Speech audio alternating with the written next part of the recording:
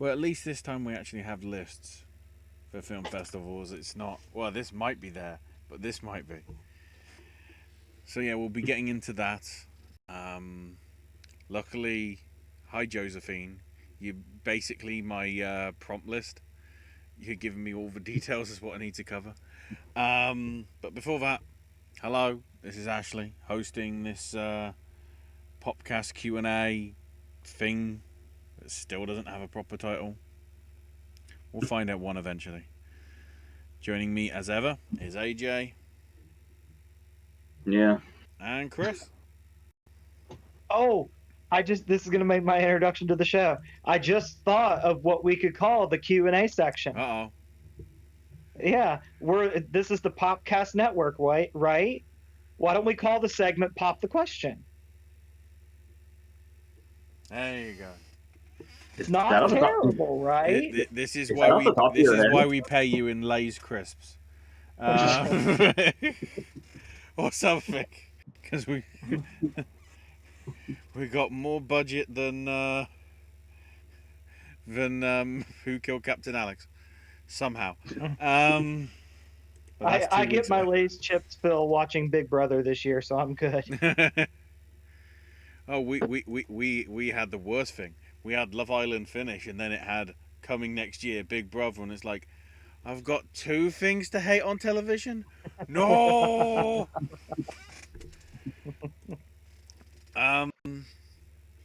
No, I like Big Brother though. If anybody has any Big Brother questions, throw them at me. I do like to watch it. So Josephine leads us off with your questions. Get your questions in, everybody.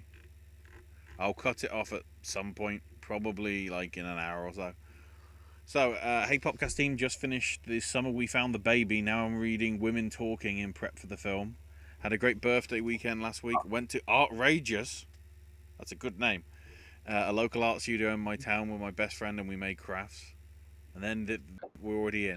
The TIFF lineups are announced. From the very limited knowledge you have, what do you think will be top 3 and what will be people's choice?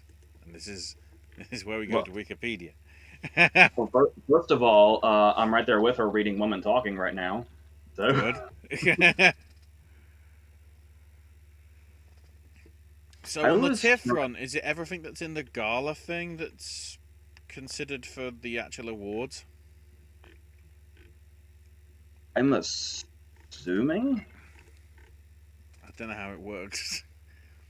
Because one of my first things was I'm curious to see like how Broker does, but Broker's under special presentation, so I honestly have no idea how it's split up.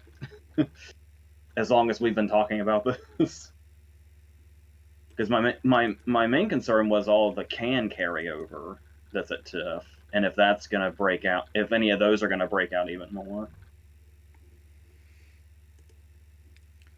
The one I want to highlight first, Hunt, from the debut directorial job from Lee Jun Jae of Squid Game fame.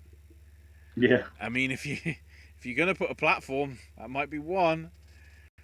And if it's a South Korean espionage film, you know, it does feel like it's gonna be interesting. It was invited to the non-competitive midnight screening section at Cannes.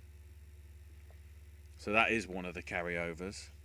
But we've also got Peter Farrelly's next big thing, The Greatest Beer Run Ever. Which just sounds concerning as it is as a title. I love the description, even make sure to call it his follow-up to Green Book. Yes, because yeah, that's what you need to know with Zac Efron and Bill Murray and Russell Crowe being in it, and not that many others. I'm really sad that The Greatest Beer Run Ever did not end up being a sequel to Green Book. It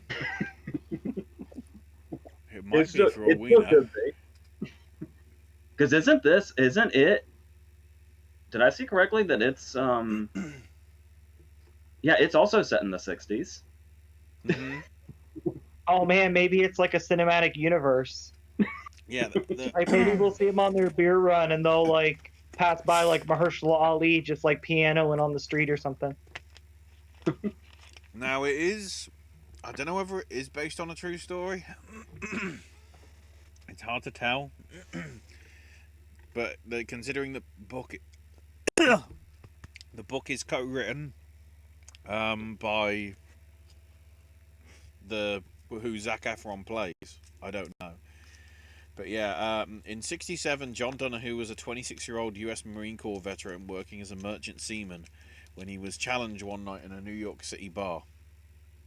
The men gathered lost family and friends in Vietnam, and one friend proposed that one of them should sneak into Vietnam, track down their buddies in combat, and give them messages of support and maybe also some beer.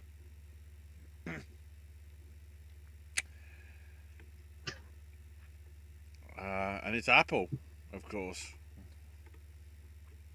Farrelly's doing Apple. stuff for Apple. Apple's on a hot streak right now, so Yeah. that's so far so good for them. Although I don't know whether I don't know whether luck should be saying from the creative minds behind Pixar when that's John Lasseter and all the scandal that's hanging over John Lasseter. Yeah, I'm looking at these and like it's hard to say what's gonna like be top 3 because all I'm really looking at is like the stuff I'm excited about. Yeah. Like I really really want to know what's up with Pearl and what that's gonna be like. I'm intrigued to see as well like what looks to be a traditional Tyler Perry film, not a Medea Tyler Perry film. That's running. We got Catherine Hardwicke's new thing, Prisoner's Daughter. Sally Al Hassani, I think, is opening the festival with the Swimmers, which, considering how good My Brother the Devil was from about a decade ago. And then, obviously, co-directed Babylon with Danny Boyle for that series, which I thought was pretty good. And obviously The Sun. Zealous at it again. I have no idea what The Sun is about. All I know is I'm super hyped for it because I'm going to be super hyped for anything Zeller does. Mm-hmm. And if we're looking at Hugh Jackman coming back to the Oscar race, that would be something I'd be totally behind. And then we've also got Paul Weitz, the older brother of Chris Weitz. One of the minds behind, like American Pie and About a Boy. He's doing a film called Moving On, so... Yeah, as I say, Paul is definitely the more acclaimed one, so this has promise.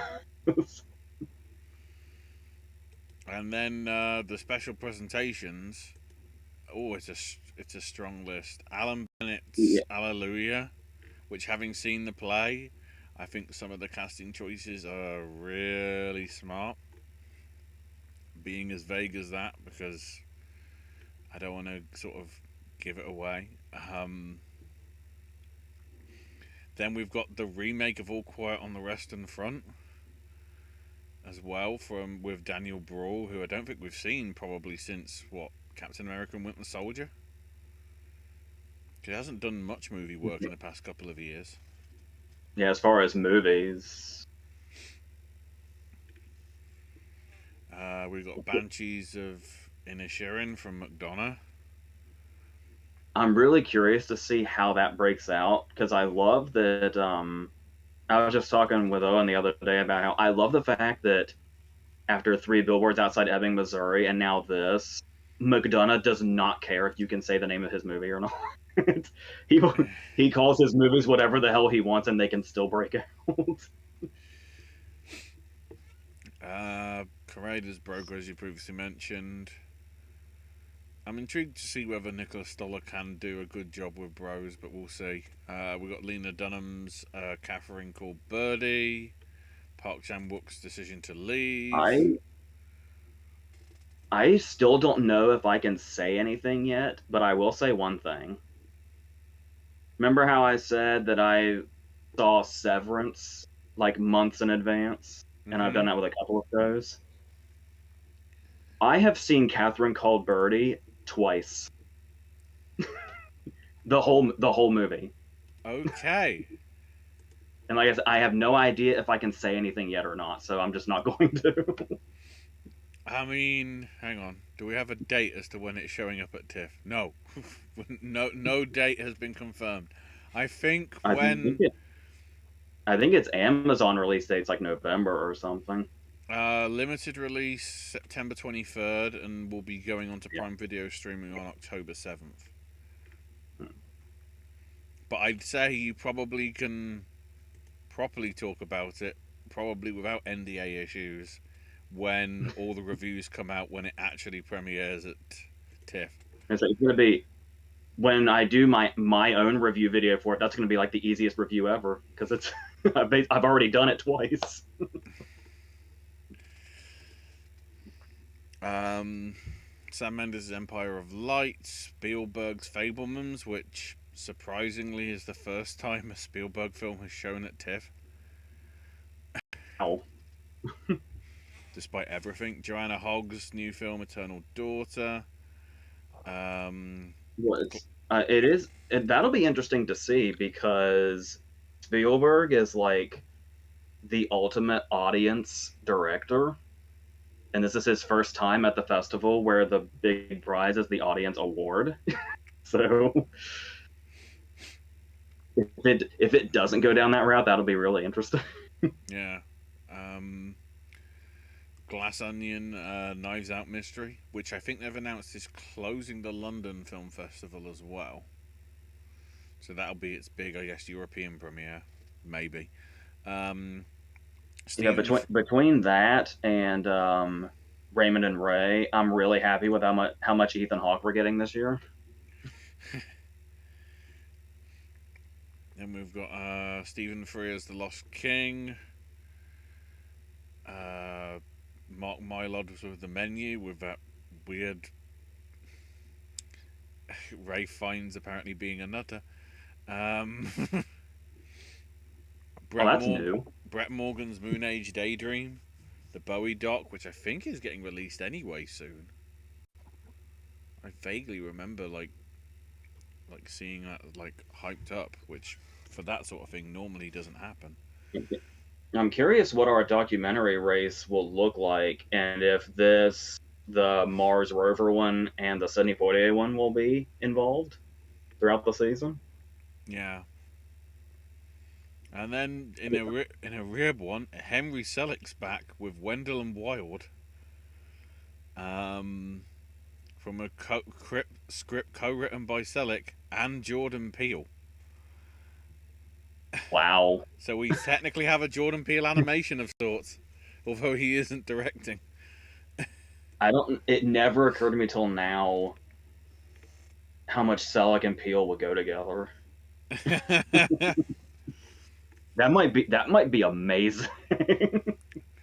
I didn't even bring up My Policeman because I didn't recognise Michael Grandage's thing, because I associate him with more theatre than film. He hasn't yet stepped over like Frears or Richard Ayer or what's his name that nearly always collaborates with Nicholas Heitner, that nearly always collaborates with Bennett. That's why when I saw Richard Ayer directing, I'm like, was Heitner busy? That's normally how it goes.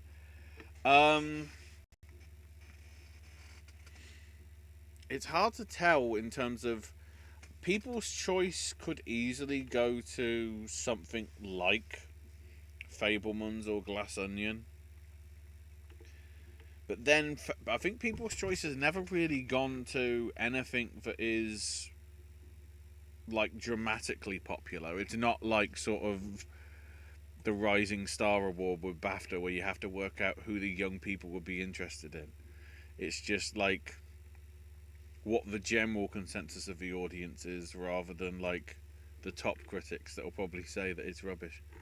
Oh, I completely missed that Midnight Madness is also going to have the premiere of the Weird Al Yankovic film as well, that's coming to Hulu like Christmas time. It's all going on. So to sort of like, it's I think it's hard to sort of give a definitive answer, Josephine, on what's going to win. Because normally when you go for sort of like the stuff that you're most looking forward to, it's the ones from the directors that you haven't heard of, or the foreign ones that is like. Yes, I was gonna say the go-to answer has to be Spielberg, but he seems way too obvious. Yeah. Red, White, and Water changed its title to Causeway. I personally like the former title better. Was there ever a time where a movie changed its title but you liked the original title better? I love this because of how many times it's like they refer to titles. I mean, the most recent one where we still talk about it on and off on here is the whole Zootopia thing. There's a Jason Statham action drama that was originally called Hummingbird. And I thought that's a fetching title for a Jason Statham movie, especially the way it looked on the poster. But then they changed it to just Redemption. Oh my word! I think it's still referred to as Hummingbird over here. If they do show it on TV, so what happened there? AJ, I thought you were going to go with the answer of another bullshit night in Suck City. Oh, that's yes, another bullshit night in Suck City to being Flynn. Owen will be very pleased you brought that up, by the way. The only one I can think of is Bastille Day. The action thing with Idris Elba and Richard Madden, I think it was. That got renamed The Take. Yep, that's it. Because they released it in or around Bastille Day, and then there were actual terrorist attacks on Bastille Day, so they were a bit nervous about calling it Bastille Day, so they just switched it to something generic. And so when people think of the film, they don't know what to think of it, because when it was released over here the first time round, it was called Bastille Day and like made sense. And now that it has a different title, it just gets lost in people's memories. Speaking of going with the most generic title, the one I have in my hand right now is a movie that's not really that bad. It's got Morgan Freeman and Antonio Banderas. I believe it played like on TNT at one point, and I'm pretty sure it was a theatrical release at one point, and it was called Thieves Like Us, which is still pretty generic, but significantly better than The Code. I don't know how people are supposed to look at the title The Code, and first of all, have any idea what it's referring to, and secondly, be interested in it in any way whatsoever. The tagline is Deception and Lies, the Code Amongst Thieves. Apparently that's what it is. But it sounds like a shitty computer movie when you call it The Code, doesn't it? What happens when you take Jackie Chan and put him with... No, was it Jackie Chan or Chow Yun-fat? Kristen Stewart when she was a kid. I'm not sure. That sounds a little familiar, but I can't place it. So, you go to the front of the cover of a disc, and it says Mission Without Permission. Oh, yeah. And then you look at the back, where the credits are, and it says Catch That Kid. The title on the front and the side is not the title of the film. I don't think anybody headlined that except for her. Jackie Chan or Chow Yun-fat had nothing to do with that. I can't remember. I thought there was some martial arts person in it. What came first between, what was the original title and what was the new title between Danny the Dog and Unleashed? It was initially Danny the Dog, and there's some places where it's still Danny the Dog, but then it's just Unleashed. I like Danny the Dog better because it intrigues me more. I'm like, what? Yeah, especially when like Jet Li with a collar's on the cover. I thought there was more mods. Yeah. Am I getting it? What was the? It's not the tuxedo, but it's something like that. That had somebody in and just random kids. But yeah, catch that kid. But for some reason over here, it's mission without permission. But nobody knows why. Oh man. For- Mission Without Permission, I feel like would be a very controversial title right now. That was the working. I was just getting ready to say, when you look at the plot for Catch That Kid, that's actually a great title.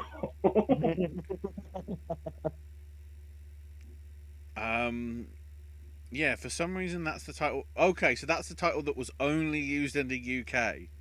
That's why everybody else must be confused. Although I think it's... Oh! The tagline on the Catch That Kid poster is "They're on a mission without permission." Yeah, so they know it's a good title. So why didn't they use it in the rest of the world? Not just dump it in the UK. Oh, I'm just seeing Owen chat already saying I approve, so the reference worked. And yeah, Guardians of the Gahul always comes to mind over Legend of the Guardians. Zack Snyder with his owls. The full title is Legend of the Guardians: The Owls of Gahul, but like I said, they're not Martin McDonagh. They didn't just say, you know what, fuck it, if they can't say our title, they can do it. I always prefer titles where I don't get it mixed up with something else, like Rise of the Guardians and Legends of the Guardians. Yep. I would rather not get confused. So but I'm sure there's also 56 movies called The Code. Yeah. So the only bits we know. That's the thing that's really fucking annoying, is when they have an original title and they change it to something that's a title of a movie that already exists. That happens a lot. I think we should start banning all titles that are just 2 words and the first word is the. I just think we should ban those titles. Like, right, those have so been fuck the exhausted father, for the last fuck 80 the years. son. Like, you can Fuck also the be like, abyss. the Big Lebowski counts because it's 3 words. The Big Lebowski can pass. Fuck the 'Cause it's 3 abyss. words. Fuck the Terminator. Okay, there's some exceptions. if they're words, I think of stuff like the order, the right. Yeah, I was gonna say, if they're like common everyday words, like the Terminator, like there's no other context. Yeah. So that Whereas the son and the father, it's Mm-hmm. somewhat vague. But then something like The Take, it's sort of like... Yeah, because the father makes it sound like he's playing a priest or something. Mm-hmm. Like you could put the father's title on the poster of The Right, and it would look like the same movie. That's what the title for Calvary should have been. The father. Yeah. Then people would know what it Calvary's existence. Thank you, other McDonagh brother, by the way. Calvary's existence is the reason I never forget now Calvary and Cavalry. Because it's like Calvary, Brendan Gleeson, got it. And then on the Venice front, we've got White Noise opening, which is also, I believe, opening the New York Film Festival as well. White Noise, by the way, that's the Baumbach movie, correct? Yes. Not the Michael Keaton horror movie from like 2004. No. I was going to say, there's yet another example of a movie with the same title as another movie. Like, how many words are in the English language we can't use anymore? Oh, I've got another one, by the way. Okay. Which one? The title or a remake title? We're off on like 4 different tangents right now. It's everywhere. Here's the thing. Before they changed, there was even a teaser trailer with the original title. Vice was originally called Backseat. Vice, just 3 years prior, was the name of a shitty direct-to-video Bruce Willis movie. That really threw me off when Backseat got changed to Vice for a while. Now I'm used to it, but at the time it was like, Like, I only associate Vice with a shitty Bruce Willis movie. Yeah, but but after you see the movie, the title for Vice makes so much sense because his whole thing is that the vice president is useless. Yeah, and it's a smooth title drop when Sam Rockwell says, "Do you want to come on and be my vice?" Mhm. So, and then what's he say shortly after that, Ashley? Hot damn!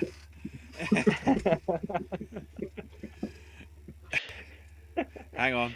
Dude, Where's the screen? I really enjoy me some Vice. I was gonna say, I didn't really care for Vice There it that is. much. I didn't care for Vice that much, yet I feel like I know that movie front to back. See, I enjoyed the hell out of it. I think it might be one. I know he got a nomination for it and everything, but I still think it's going to go down as one of Christian Bale's most underappreciated performances. Yeah, when it's like Cheney just recently put out that video that Cheney put out a video recently, and it's like all I can hear anymore ever is Bale's voice.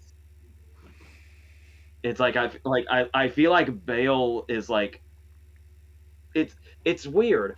It's not that I felt like he possessed Bale, which is funny because Bale made the devil comparison during his globe speech, the Satan comparison. But I feel like from now on, Bale has possessed him. Like that's how good that performance is.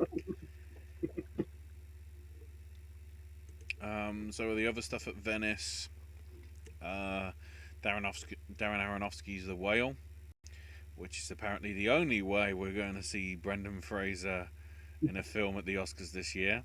We'll get to that. Although, to be fair, I don't know whether Batgirl was going to be considered for Oscars, but anyway. Todd Field's I Tar. didn't even think it was getting a theatrical release. I think Batgirl was just going to be streaming.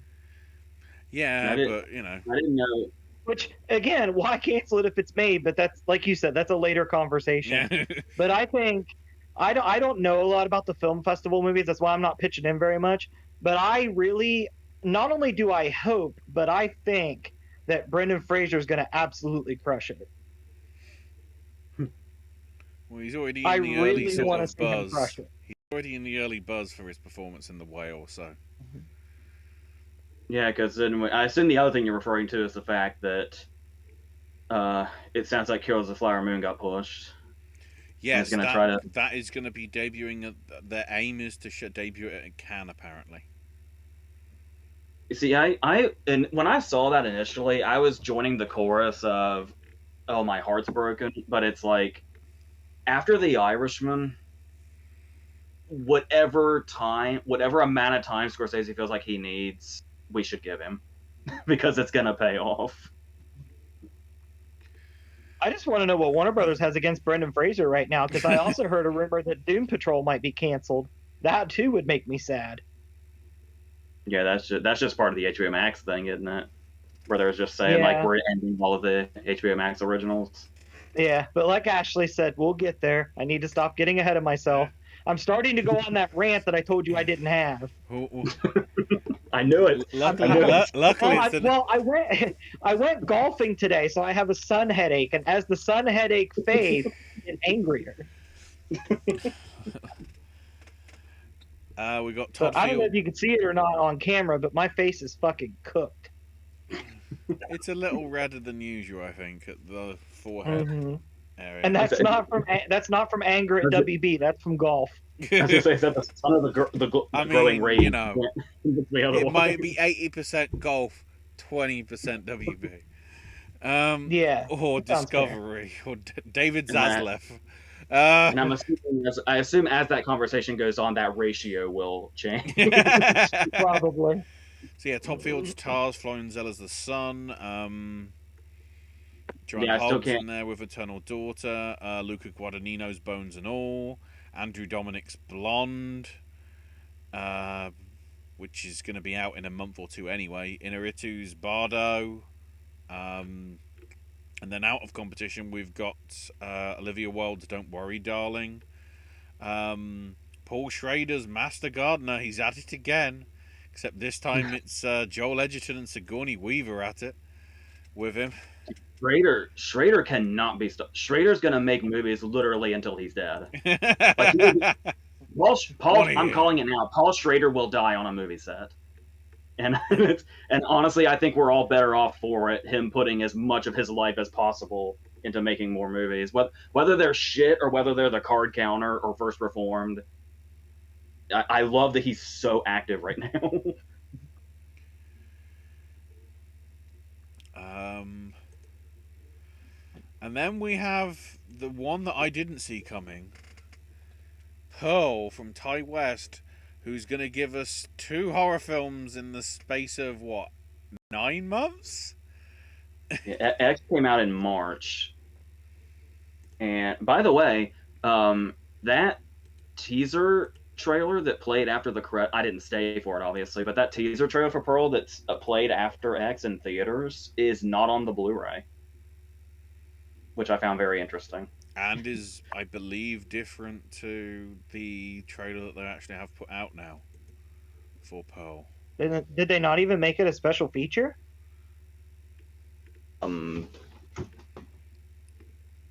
It might be. I just know it doesn't play at the end of the movie like it did in theaters. There's a featurette and an extended scene, and that's it. On a Blu-ray? That's kind of sad. Yeah. September 16th. That's like back in the old days. Remember when I bought the Ocean's 11 DVD? It was the very first DVD I bought, and the special features on it were subtitles and the movie trailer. And that was it. Don't there forget was commentary. Interactive menus. That was always that one. Was a yes. special feature. Yeah. I can move a cursor. I mean, obviously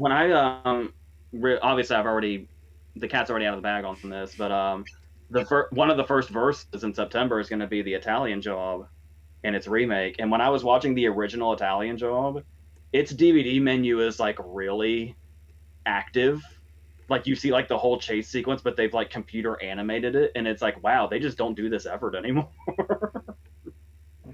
I long for the old DVD menus.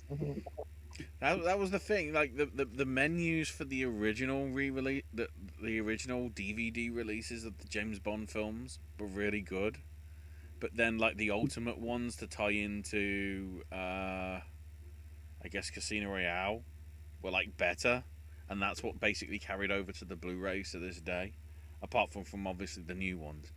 When does it get to a point where they have to do it again and change all the menus and include the Craig stuff?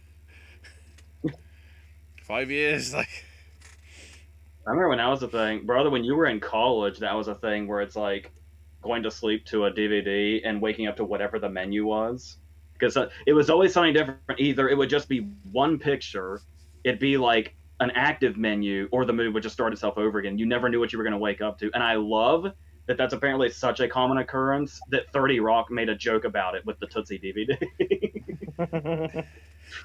I just remember because of college, Die Hard with a Vengeance's DVD menu is the subway just going by every once in a while.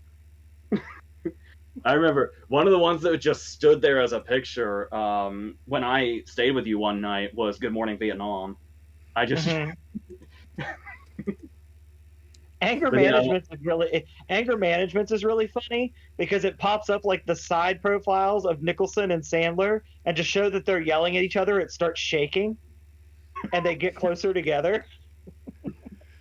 I love it. It felt like such a full circle moment. That moment where Liz Lemon woke up to the Tootsie menu was oh my God, somebody else noticed that that's a thing. So then Josephine gets us into it. Thoughts on the Warner Brothers debacle.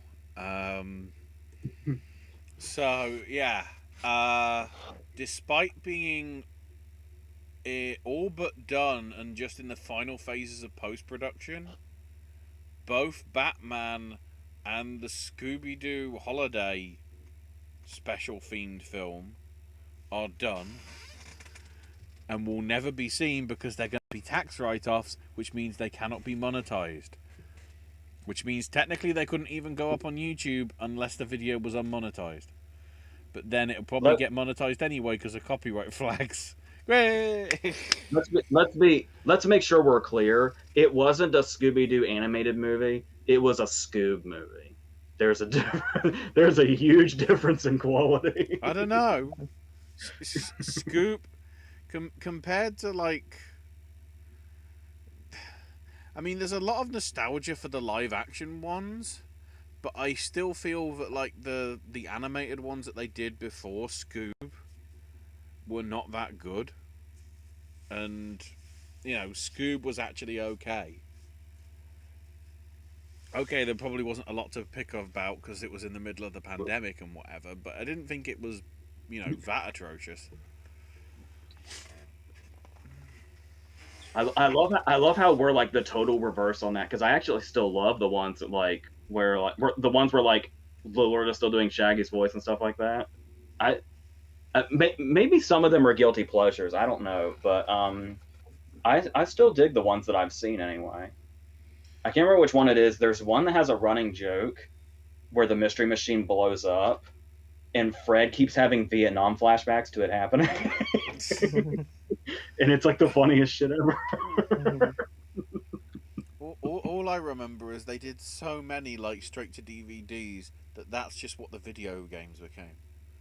Like, there's no reason for a video game based on Scooby-Doo and the Cyber Chase, but it's there. Here's the thing also. I had a friend back in the day, like way back in the day in elementary school, and because of him, I saw Scooby-Doo and the Cyber Chase like 10 times in like a week.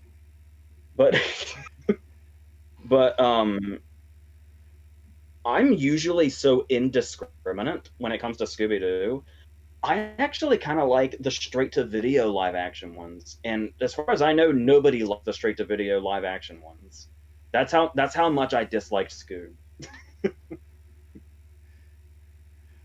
I like it's great. I like Scooby-Doo apart from the Scrappy-Doo stuff, because Scrappy-Doo looked fake, yet you know Scooby-Doo looked less fake. It's like they half-assed the budget on Scrappy-Doo because they knew, spoilers, it was him all along, Austin. And what a weird waste of Rowan Atkinson. I was just gonna say, I think my favorite piece of trivia ever, and I don't know if it's ever been confirmed, but I'm still hoping it's a real piece of trivia. It's on IMDb, I think, where Tim Curry was supposed to be Rowan Atkinson's part, and the reason Tim Curry turned it down was because Scrappy was in it. It's like, I really, really hope that's true. I really want it to be. I want to see Tim Curry with his voice and everything reading the script and saying like, "Oh, Scrappy's in this? Fuck off." I've had enough of this shit. It's kind of like Bale saying that he'll never play Batman if Robin's ever brought in. So yeah, everything that seems to be confused on the Batgirl front, you know, all this stuff. I'm starting to think, I think DC just needs to do something different. Like, Marvel has all the interconnected stuff. I think it'd be cool if DC kind of did what they did with their animated movie and just picked comic stories to tell and adapted them. I saw a lot of people thought it was damage control that they just happened to announce Joker 2 years in advance. Like obviously we knew about it, but like specifically like Lady Gaga was confirmed. Officially confirming the casting and everything. I mean, I won't lie, I'm intrigued as hell. I'm also intrigued in that it's literally seemingly going to be the game of the same name, in that nearly all of it's going to be set within Arkham Asylum. Down for that. I saw a comment where somebody said it's going to be Cell Block Tango the movie. I don't know, or do miniseries or something like that. I think DC would be best just to do something different, or hell, take some. I would watch the shit out of a live action movie that was like an anthology movie about different DC heroes. because I'm always up for anthology movies, so. Flash, the TV series, is getting finished off. Which that's probably fine because I heard that went downhill. That's been downhill for a while. Titans, I think, but I heard that they might tie in the end of it to the Flash movie.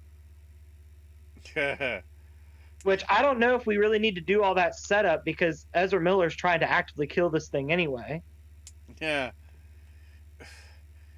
They're still committed to Black Adam and Shazam and Aquaman 2, and in the case of at least the first two, apparently they're receiving like better scores positively from the people that they're trying to send it to.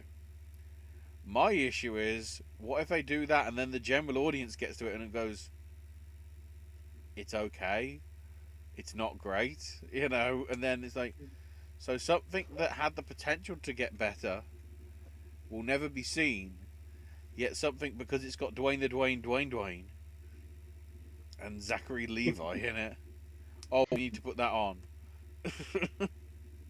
Yeah, I saw where are they using Henry Cavill or not? Because one day I read that he's back, the next day I read that he's gone.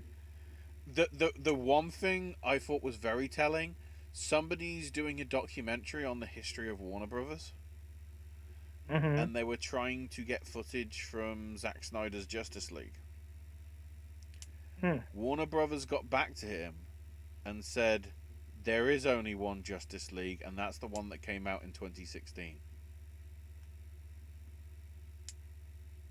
Yeah, I'm going to call bullshit. I'll ride the Snyder Cut all day, thank you. Snyder Cuts for me, please. I mean, on top of that, The Witches now doesn't exist on HBO Max. I'm conflicted because part of me wants to say, you know, that's Robert Zemeckis, and, you know, so many people had to put that movie together. The movie deserves to be out there if it exists. And another part of me is like, I saw the thing, and I probably never see it again. So, if the Witches, because we'll always have, you know, the Rogue one, we'll always have the Houston one. So, if, you know, Zemeckis' Witches should just disappear into the wind, I don't know how many people are going to remember it existed in the first place. So. I think Batgirl too. I think the reason that if they would have got somebody like a name that people know to play Batgirl, I think it might have been a different story as well. I'm trying to remember. But I mean, it's kind of like, and I hate to put it this way, but it's kind of like Hollywood casted the supporting parts and the CW was in charge of casting the lead. Yeah. Because you're also saying, like, if it had been somebody with leverage, they would have had to deal with a Scarlett Johansson situation where the star could come after them if they fucked it up. Yeah, and I just don't think J.K. Simmons, Brendan Fraser, and Michael Keaton really cared enough to put their neck on the line for it. I mean, I heard Michael Keaton only had 5 scenes, and he totaled maybe like 6-7 minutes of screen time once in the costume, I think. I mean, that's what I heard a lot of people saying was like the Batman was just going to basically be a cameo, and it's like people are like, "Oh, I feel so bad for Michael Keaton. This was his Batman comeback," but they're like, "Well, he's still got paid for like 7 minutes of screen time, so I'm sure Michael Keaton's not that sad." It's been built up in the trailers and stuff, though. His return should be the Flash movie. That's what it's been built to. That's what it should be. But yeah, I'm trying to remember. Witches, I think, was okay. But obviously not as, I don't think it had the same charm as the original, because that really like wanted to go dark, which says something about Zemeckis. Moonshot, that was out this year, right? Yeah, and it's an absolute piece of shit. So once again, that's the thing, is I don't want to encourage getting like blinking movies out of existence, because these movies don't have physical releases either, as far as I know. But at the same time, the ones they're getting rid of are worth shit, as far as I remember. Well, when I get to the next one, Super Intelligence, I'm like, yes, get rid of it. Thank you. Definitely. But then... Actually, just any movie that's directed by Ben Falcone, can we just blink out of And existence? then Is it really that easy? the weird one, American Pickle is gone Yeah, because that Warner one was Brothers okay. got the rights off Sony. Apparently, it was a Sony Yeah, film, but Warner Brothers picked up the distribution rights, and because of that, the film can't be seen. Despite, I think that was actually not too bad. That was actually probably the strongest of the ones so far. not only was it not bad, wasn't it like one of the very first movies they put out, like as an original HBO Max thing? Probably. I can't think off the top of my head. And then the other ones are Lockdown, which was basically just a pandemic Ocean's 11, which was Yeah, they gave a huge middle finger to Anne Hathaway with that and The Witches going. and then Charm City Kings. I'm not even sure what that is. 14-year-old boy aspires to join a group of dirt bike riders. Based on the 12 O'Clock Boys series of books, I'm guessing. But just Like rad. worryingly, it is a there's a lot of multi ethnic personalities that seem to be front and center in terms of the cast. So is it a case of like whitewashing? It possibly is, just that it was such a small thing, or is it because Will Smith's exec producing? But King Richard's still there. Yeah, and didn't I hear that? But I've already made it clear. My opinions towards Will Smith are very complicated. Yeah. Because I have a soft spot for him. But just throwing it out there, something about he's getting $35 million for that Slave movie that already filmed. And they're saying, like, even if he doesn't work for a little bit, he's obviously going to be fine. I mean, he's Will Smith. He was going to be fine. He'll be fine for the rest of his life, no matter what. Like, you could take everything away from him now, and he would still have like $1 billion. But yeah. So. And like I said, I know people think his apology video wasn't that great or whatever. I just loved Bad Boys for Life so much. I want Bad Boys 4. And I don't give a fuck how people feel about it. That's, but by the looks of it, it's another one by the looks of it, it was a Sony film. It's a Sony Pictures Classics, but because it's also Warner Max, that was the other production company, that's why it was on HBO, and that's why it doesn't exist. Which is kind of shitty in that respect. And then in terms of like everything else, apparently a lot of scripted stuff is apparently going to be considered for being got rid of because there's too much scripted stuff on HBO Max for Warner Discovery to sort of focus on, because a lot of the stuff that's the growth of Discovery is the unscripted sort of reality, nature documentaries and all that sort of stuff. Like Nat Geo is to Disney Plus and everything. Whereas, and is allegedly more female skewing. And then it's like, wait, so HBO Max is more male skewing. So you're saying a lot of men watch Sex and the City? Because if you look at like the listings of like stuff that's already been out for ages and is not new releases, Sex and the City like is often on sort of like, I guess, binge watches or whatever. It shows up in the stuff, so I don't know whether the male skew is like totally true. It's hard to tell. Yeah, what I had been hearing was the whole thing about how it's the original stuff that's in danger, like the Max original stuff, because apparently if it's something that already existed on HBO, like HBO the channel, then it's safe. Because obviously the very first thing I looked into was Nobody Fucking Touch Barry. And apparently that's going to be fine. See, if that's the case, what happens to Hacks? Yeah, and what I was wondering also was the we hadn't really heard anything about it since it was announced, but that whole thing about how the White Lotus was going to start being an anthology series. I would think if they're cutting original stuff and 70% of their staff, that stuff like that that's not even in production yet would just vanish.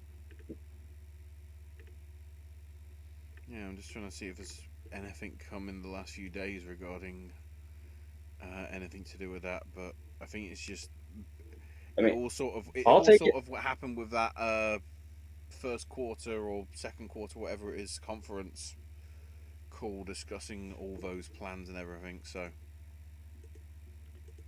I mean, I could live without a White Lotus anthology series because the miniseries obviously stands on its own so well. But I was really curious what they were going to do with that. But my main concern was, as long as Barry's okay, then that's the only show I kind of watch from them, like, religiously. But I know a lot of people are really pissed about a lot of those original shows potentially getting axed because those, and some of them they claim they're getting rid of stuff that's underperforming, but I wouldn't be surprised at this point if they were dumb enough to just start axing nearly everything, even if it's got a following. Netflix axes stuff with a following all the time. That's like their MO. It's like, Yeah, oh, especially since like I know 3 shows that were on the chopping block were Doom Patrol, Titans, and Harley Quinn. TNT is literally running ads where they're debuting the seasons of this show, of Harley Quinn and Titans. Nothing on Doom Patrol, but you couldn't put Doom Patrol on cable; it but wouldn't work. how long does TNT have? On the wrestling front, I'm hearing sort of mixed things. On a big TNT front, Snowpiercer's dead, despite all that cliffhanger as to the Mhm. next season. I don't think we're going to be getting the next one of that.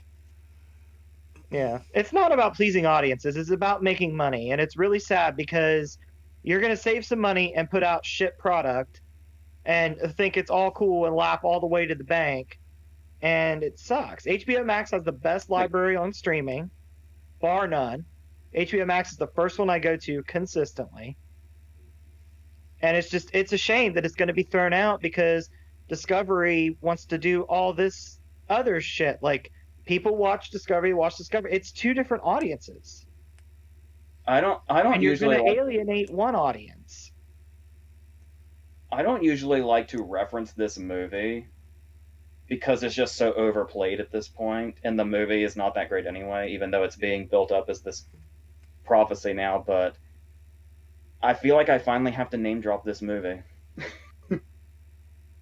Getting rid of HBO Max's talent in favor of the reality shit that Discovery puts out is peak idiocracy. Like it feels exactly like something that, and yeah, it's depressing, if nothing else. Mm-hmm. I mean, if you're budget cutting, try and make like less car crash TV, which more often than not is some of the reality based stuff. Especially with it's not like Nat Geo sort of documentaries. It's sort of like part documentary, parts. I love the fact how it's like unscripted, but when you look at shows like, I mean, I'm giving UK examples here, but like The Only Way is Essex and whatever, they are scripted, but they're presented in a reality style way so that it's factually scripted, which I think somehow counts as unscripted because it involves real people, even though they're sort of staging. It's like Kitchen Nightmares. A lot of it's staged, um, but luckily in that sense, like, I mean, the fact that there's a YouTube channel that's just showing live like loop 20-minute bits over and over again, and thousands of people are still watching. It proves there's a market there for it, but like, have that, but then why do you need another 40 that are sort of exactly the same, just with a different thing. Like, oh, let's do it with cars. Oh, let's do it with American Chopper. Let's do, I always look at And like like all what? these things on the what the Discovery channels are over here, because somehow we have Discovery Plus now. Or is this? I've just realised. Is this Discovery Plus going? We paid too much for the Olympics. Shit. Um.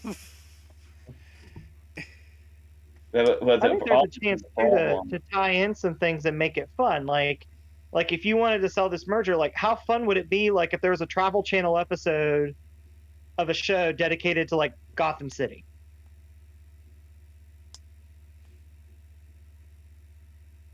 The problem is, and like I said, I hate sounding like condescending or anything like that because we all have our guilty pleasures. But what really sucks about this is you want this guy that's in charge of this to be taught a lesson. You want him to make this merger and do the things he's going to do and then just lose everything because it was such a stupid call. But the reality shit is so popular, he's probably not going to notice. He'll probably be just fine with this decision financially because this shit still has a following. Like I said, I don't want to say, I know I made the idiocracy comment, but like I said, I know we all have our guilty pleasures, but there's a lot of people saying this guy's going to go down so hard, but that probably won't happen. And the sad thing is like if I came out and said, well, they should just sell DC and let somebody that wants to make DC movies make them. With all these mergers going on, who's left? Disney bought up Fox. Paramount has their own thing they're doing. I don't want Netflix fucking touching it. Like, where else do you go? Like, who's going to make DC stuff? And you want stuff that's going to be in theaters, so that eliminates Netflix, Amazon Prime, and Hulu. So where do you go? Who's got the money to put out a decent DC movie that doesn't look like a community theater production? I mean, should I blame myself for jinxing everything? Because when Netflix started getting really big, I was like, fuck everybody, physical media is where it's at, as you can see. And this went on for a very long time. Then Hulu got big, and it's like, still, everybody go fuck yourselves. I'm very much fine with physical media. Streaming is pointless. And then this happened for a long time until finally HBO Max came around. And when HBO Max came around is when I said, you know what? This streaming thing's not so bad. And now this has happened. Now so much streaming is going like Netflix goes under, and then it's like somebody is going to buy them and immediately do DVD and Blu-ray releases of Stranger Things, and they make the money back because there's that many people that want it on physical, and they never have. At least in the UK, I think they might have done for the first season in America, but I don't know whether they have since. Slightly on topic, but also off topic. Apple TV Plus. Get into fucking physical media because I need Coda and I need Macbeth right now.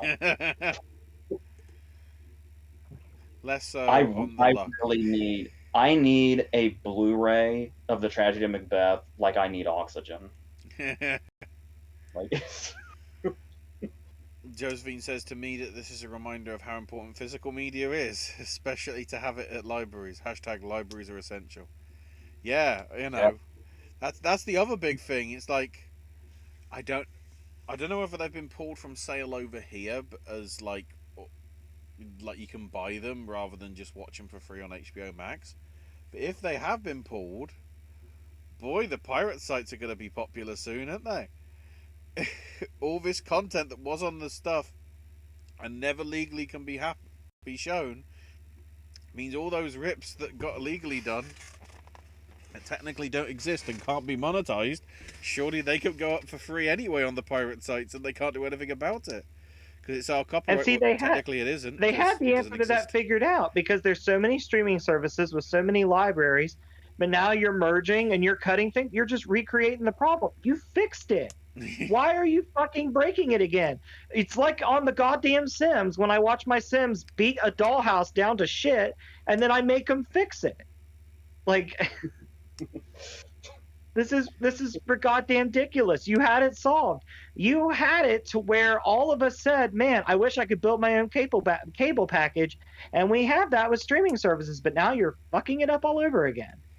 You wanted to go to the toilet. You couldn't be asked to get out the pool, so you went in the pool. I am taking the ladder away. Yes. Yes. See how you like that? It's bullshit, and it's all just people hoovering up money, and it sucks because entertainment is a big time capsule for what's going on at that time. And the 2020s, between COVID and all this streaming stuff, the 2020s is going to look like a goddamn war zone in the history books. And yes, I'm saying that the fact that COVID and the cancellation of Batgirl in this imaginary textbook is going to create the picture of a war zone. Not to mention the literal war zones that are happening right now. yeah, not to discredit those. But and entertainment's a very small thing compared to that, but still, it's a time capsule of your time. And the fact that they're just willing to just destroy something. Warner Brothers has a rich history. HBO has a rich history. And you're willing to throw all those away because they're too scripted. Well, who gives a shit? Some of us watch scripted, some of us watch unscripted. If you don't have options for both, buy the ID streaming service. Because a lot of people were wondering if this is going to be, because a lot of people have been able to discover like The Sopranos and Oz and The Wire and stuff like that through HBO Max, and it's like, are they going to get rid of their old stuff too, as far as streaming goes? It's because of HBO Max. I've now seen 6 Feet Under. 6 Feet Under is one of my favorite shows now that I've ever watched, and that's because HBO Max. Yes, it might be underperforming now, but I can't watch Oz, 6 Feet Under, Barry, and Titans all at once. I'm one person. You know, I watch Titans now, and then I'll watch 6 Feet Under, and then I'll watch Oz, and it's like you need those libraries because people are going to jump around. Like, I'm watching Monk on Peacock right now, and some days I take a couple days break from Monk. Yesterday, I took a break from Monk to do a Wes Anderson double feature. I watched Moonrise Kingdom and Grand Budapest Hotel. Once again, thanks HBO Max for those. Appreciate you. Have you watched The French Dispatch yet? No, I almost did, but then my workday ended, so I might tackle that later. Take my word for that, not Ash. Ashley's not a fan. But I assure you, it's amazing. Level of like Moonrise Kingdom and Grand Budapest Hotel amazing? Yes. Moonrise Kingdom seems like fine in comparison, because Grand Budapest Hotel is like another level, tier, but I do love Moonrise Kingdom as well. I actually found this neat feature on my Roku where I could type somebody in. Like, I started this with Vince Vaughn because I wanted to watch some Vince Vaughn comedies. And I can type in Vince Vaughn on the Roku, and everybody that's watching this that has a Roku is probably like, yeah, you could always do this. But I could literally type in Vince Vaughn. It pulls up his entire filmography in chronological order that I could find streaming anywhere. And just click it and watch Psycho.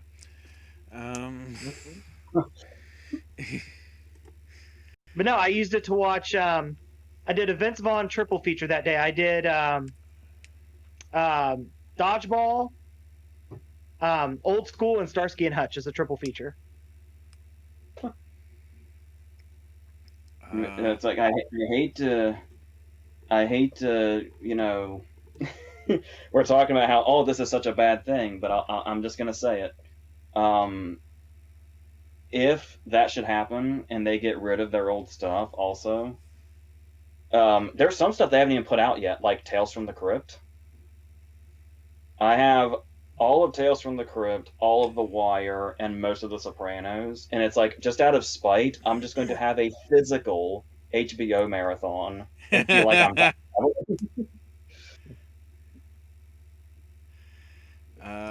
Spencer with but no, just with all the cutting discoveries doing, leave DC alone, leave AEW alone. Please and thank you. Spencer says, hey guys, defend a movie most people hate, but you don't get the hate.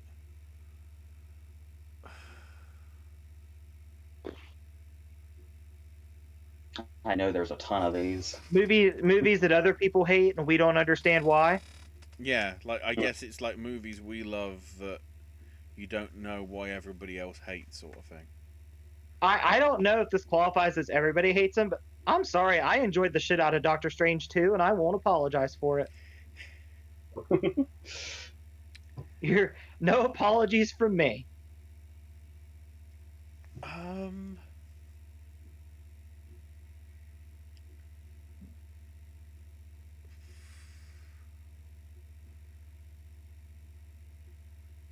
I feel there's a lot of people that pile a lot of hate on Treasure Planet. And I actually didn't think it was, it wasn't excellent, but I thought it was an enjoyable sort of little thing. But yeah, whether it's just because it wasn't like what you think Disney animation should have been at that time. Now, don't get me wrong, Home on the Range is a piece of shit, but like the other animated stuff from around then. I love how every week, Ashley, you take just one opportunity to dunk on Home on the Range, like every week. I was wondering if I was imagining that or not. I'll try and not do it in 2 weeks' time. No, man, you got to keep it going now. Now there's a trend. No, Maybe we get the hashtag going. Hashtag cancel Home on the Range. I found out that Mission Without Permission is on blooming Disney Plus. Great. It's the wrong title. It's Kataki.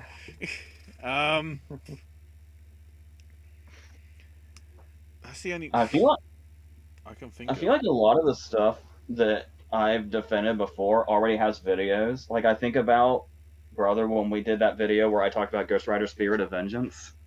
Mm-hmm. I know you've also defended The Dark Knight Rises. Yeah. It's weird. It's weird to think now that that's considered a movie people hate on. But I know you and I'll fight to the death for Batman Returns. Yeah. I did see. I mean, it wasn't like a lot of people hating it, but I did see that some people like didn't get a ghost story, which I thought was just like a very sort of like subtle, sort of clever piece. I guess I guess I'm too highbrow or something. I don't know. Well, there is that middle portion where they beat you over the head with what they're talking about, but like everything on the left and right side of that scene is very, very downplayed. I'm scanning the shelves to try to help me, and I have to like adjust my brain because I came across Ayer's Suicide Squad, and I was like, and I was like, oh wait, I hate that movie. I can't defend it. And I know there's so many.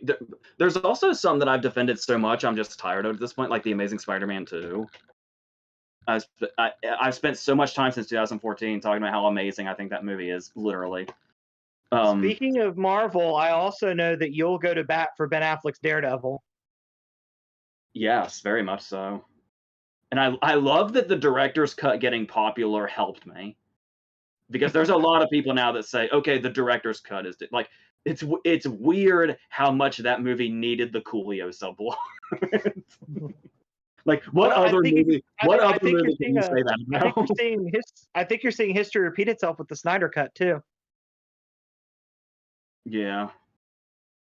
There's got to be a non-comic book one. I know there is. Honestly, one came to mind as soon as I heard the question, but I kind of avoided it because I haven't seen the movie in so long. I don't know that I could passionately defend it.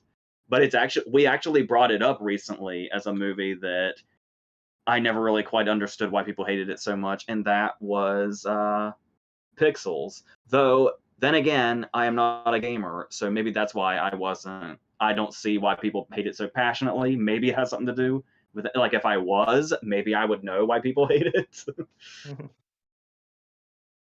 But, yeah. So, apparently, I guess, like, one of the first things people started hating immediately was that the poster wasn't even portraying pixels. There's like another word for like the 3-dimensional images that it was showing on the poster, despite the title being pixels. I guess people started there, and then they realized it was a Sandler movie, and then they just went from there. But none of that. Yeah, I'll hate on a Sandler movie.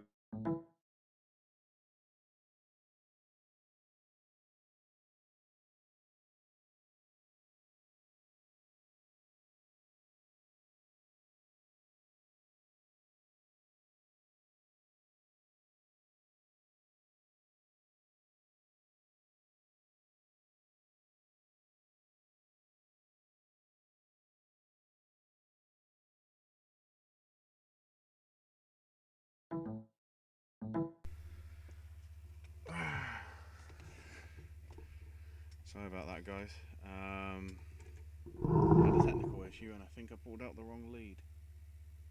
Because I'm an idiot.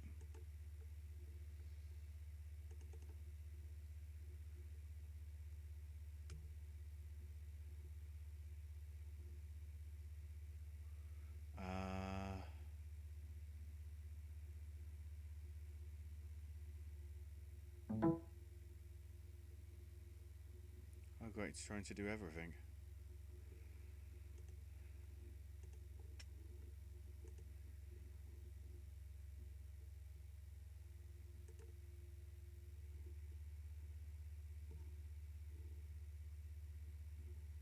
Oh great, I really shouldn't have pulled that out.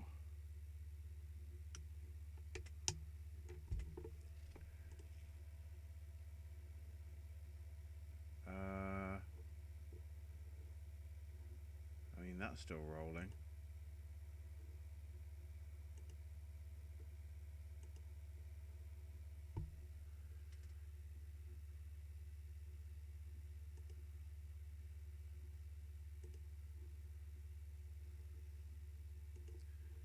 Hold on.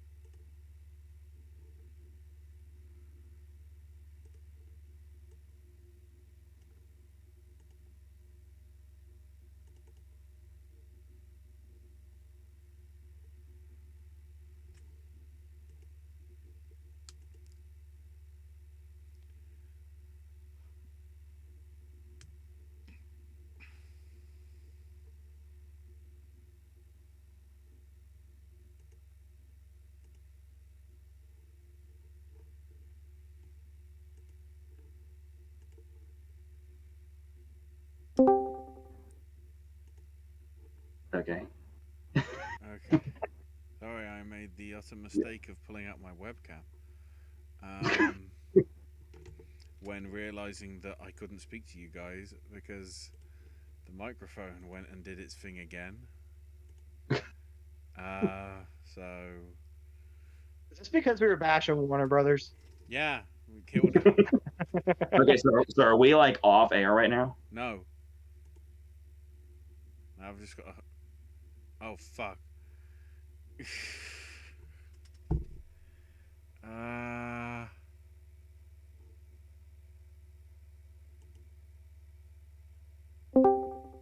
Don't I only looked at the very bottom to see if anybody was telling us if we were still here or not. Eventually, this might happen. I keep trying to turn on my webcam, and it's being bullshit about it. Voice and video. Oh great, it can't find the soft. Right, I'm just going to be a yellow blob for the next few bits until it works out what the hell's going on. I'm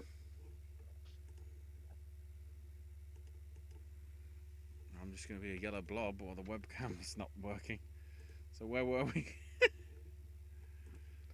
We just got done talking about movies that we don't Oh yeah. understand the hate that we enjoy. Josephine did say that she would defend League of Extraordinary Gentlemen, but of course that's an. Oh man, that's a movie. That's a movie I really want to like. I really want to like it, and just every time I try to go rewatch it, I cannot get into it. I want to like it though. Josephine, if you have any tips to help get me into it to rewatch it, please share because I do want to like it. I just can't get into it again. I just went to the chat and saw Owen just said you're live, and it reminds me if anybody's seen the Mhm. ISO video, that's what just happened to.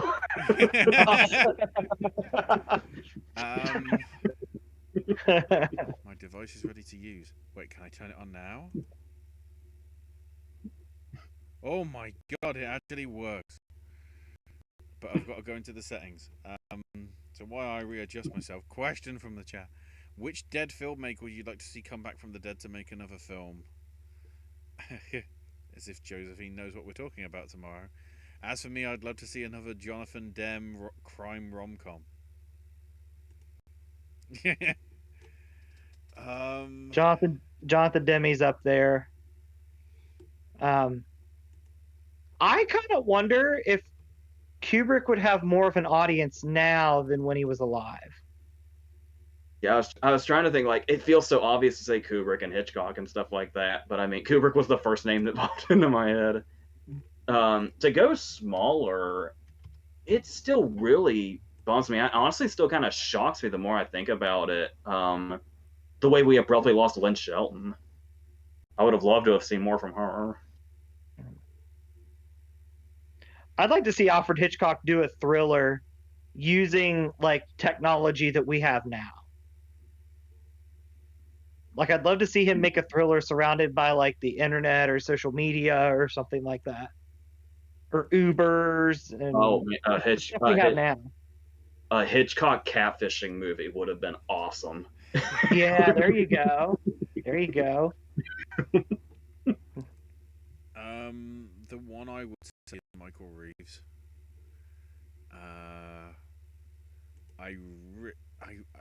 They did some sort of like weird like history of film thing over here. Oh wow, it's actually good that I unplugged the thing and unplugged it. Apparently, I now have effects available on whatever the hell I'm doing on here, which is a bit concerning as I try and zoom in and look somewhat normal, which is a difficulty. There we go. That'll do.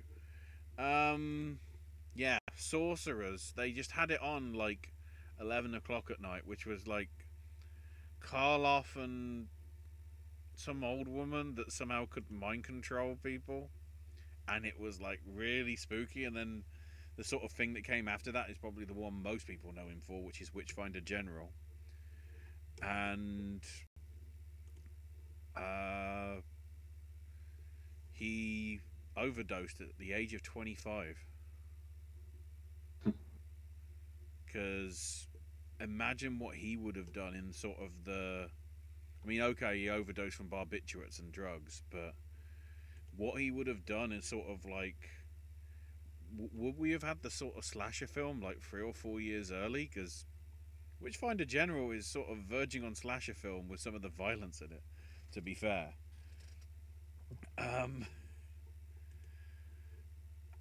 That would be sort of the one, because we never really got his true potential. We only have like 1, maybe 2 films.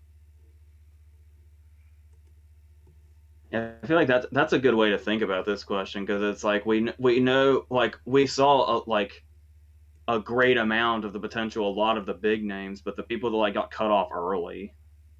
But then there's people like Fassbender, who made a shitload of movies but yet still died young, and it still would have been nice to have seen what else could have been. Ooh. Josephine with favourite con artist movie. Dirty Rotten Scoundrels. One. Yeah. Does Confessions of a Dangerous Mind count? Because I don't know what he's. Depends on if you believe him or not. Exactly. That's the thing. I think I have to throw my shout to Catch Me If You Can. Oh yes, definitely. I think that's what I have to go with. The Sting would have to be up there. Yeah, that's the Carl Hanratty tells the best knock knock joke in history.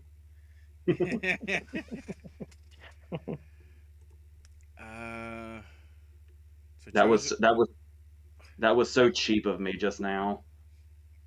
When I thought of the Sting, it was because you said Catch Me If You Can, and my first thought was, what did I do a versus with Catch Me If You Can? It was the Sting. I'm gonna say the Sting now.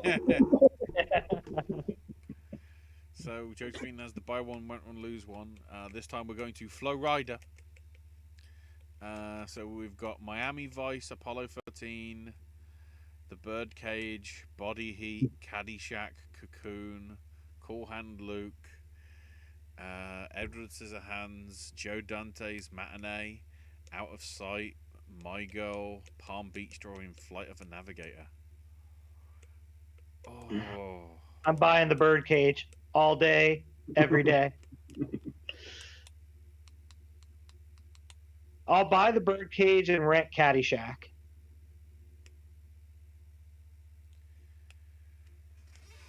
I'm trying to think of them in terms of like the way they use the setting. Like my favorite movie in there obviously is Edward Scissorhands, but it's like Florida's the last thing I think about. So like the Birdcage used it really well. Mm-hmm.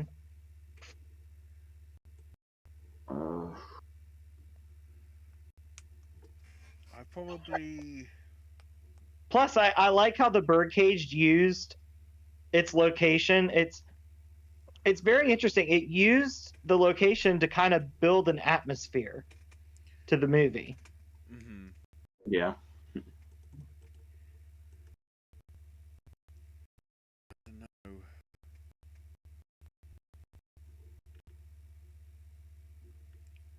I didn't realize that Caddyshack was in Florida. I think.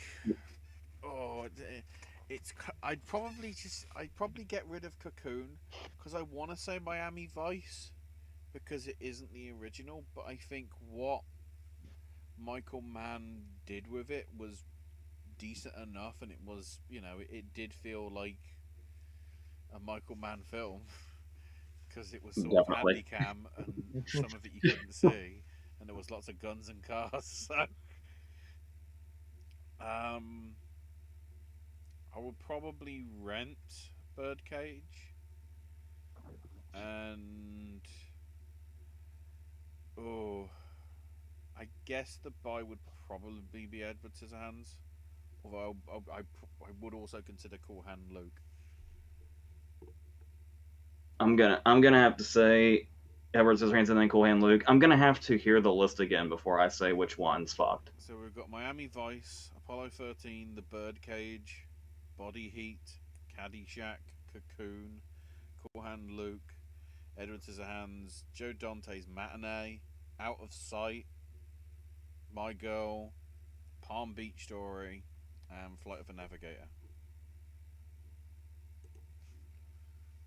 Did you say this might be sacrilege? Mind you, I haven't watched it in a long time, but I remember feeling like the Palm Beach Story was a little bit overrated. Did you say My Girl? Yeah. My Girl takes place in Pennsylvania. Unless I'm thinking of a different one. Or unless it's a different one listed, but the Macaulay Culkin My Girl takes place in PA. Is it 2 words? First off, it's Vegas or hell. It could be a different film. I'd say first of all, I love that you know that off the top of your head. By the way, I rewatched those movies about 2 months ago. And coincidentally enough, I just got the Blu-ray for Body Heat, so that's fresh on my mind too. Another uses location very well, obviously. But yeah, that's such a great lineup. I'm going to have to probably say the Palm Beach Story just because I think it's a little bit overrated. Spencer saying I started my Best Picture winners: Watch Along, Finished Wings, The Broadway Melody, All Quiet on the Western Front, Love All Quiet on the Western Front, but hated The Broadway Melody, and now on to Sim Marion. Good luck with Cimarron. That's probably the worst one of all time, as we've discussed before. Ever see someone eat something in a movie or TV show that looks so good you wanted to eat it yourself? As for me, the food that they eat in Inglourious Bastards looks delicious. It's very funny this comes up because I think I know my brother's answer. What was the question? Any food you've seen in films that I'd love to eat that.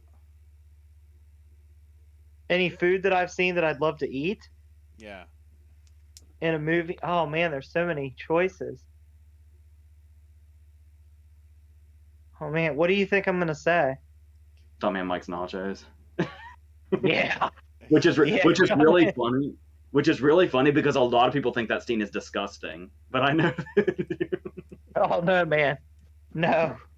There's no universe where nachos are disgusting. If you think nachos are disgusting, we can't be friends. Stuntman Mike Nachos is good though. I also want to try the cream pies in Hook. Is that what those are? That's what I'm saying they are. You know what? You know what else? You know what else always looked good, even though Bob Hoskins is practically making love to it? Is that chicken that Smee has at that one point? I think it's a turkey leg. Yes, it's something huge. Yeah. Hook is a good answer. Any of the food that appears in Grand Budapest. I especially love it on the DVD, and I think they released it as well as a video thing, on YouTube or whatever, where it's make your own. And I'm like, I don't have the equipment to be able to make my own, but I can dream. Even when the tools are baked inside, it still looks good.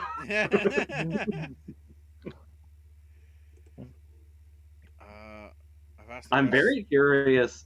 I always hated grits, but every time I watch My Cousin Vinny, I always say I'm going to try them again sometime, just to make sure. Just to check.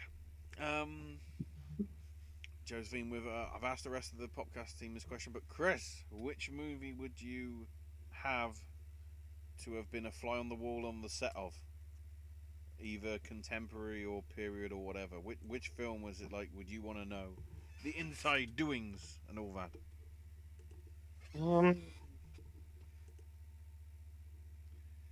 I think I'd have to go with Back to the Future.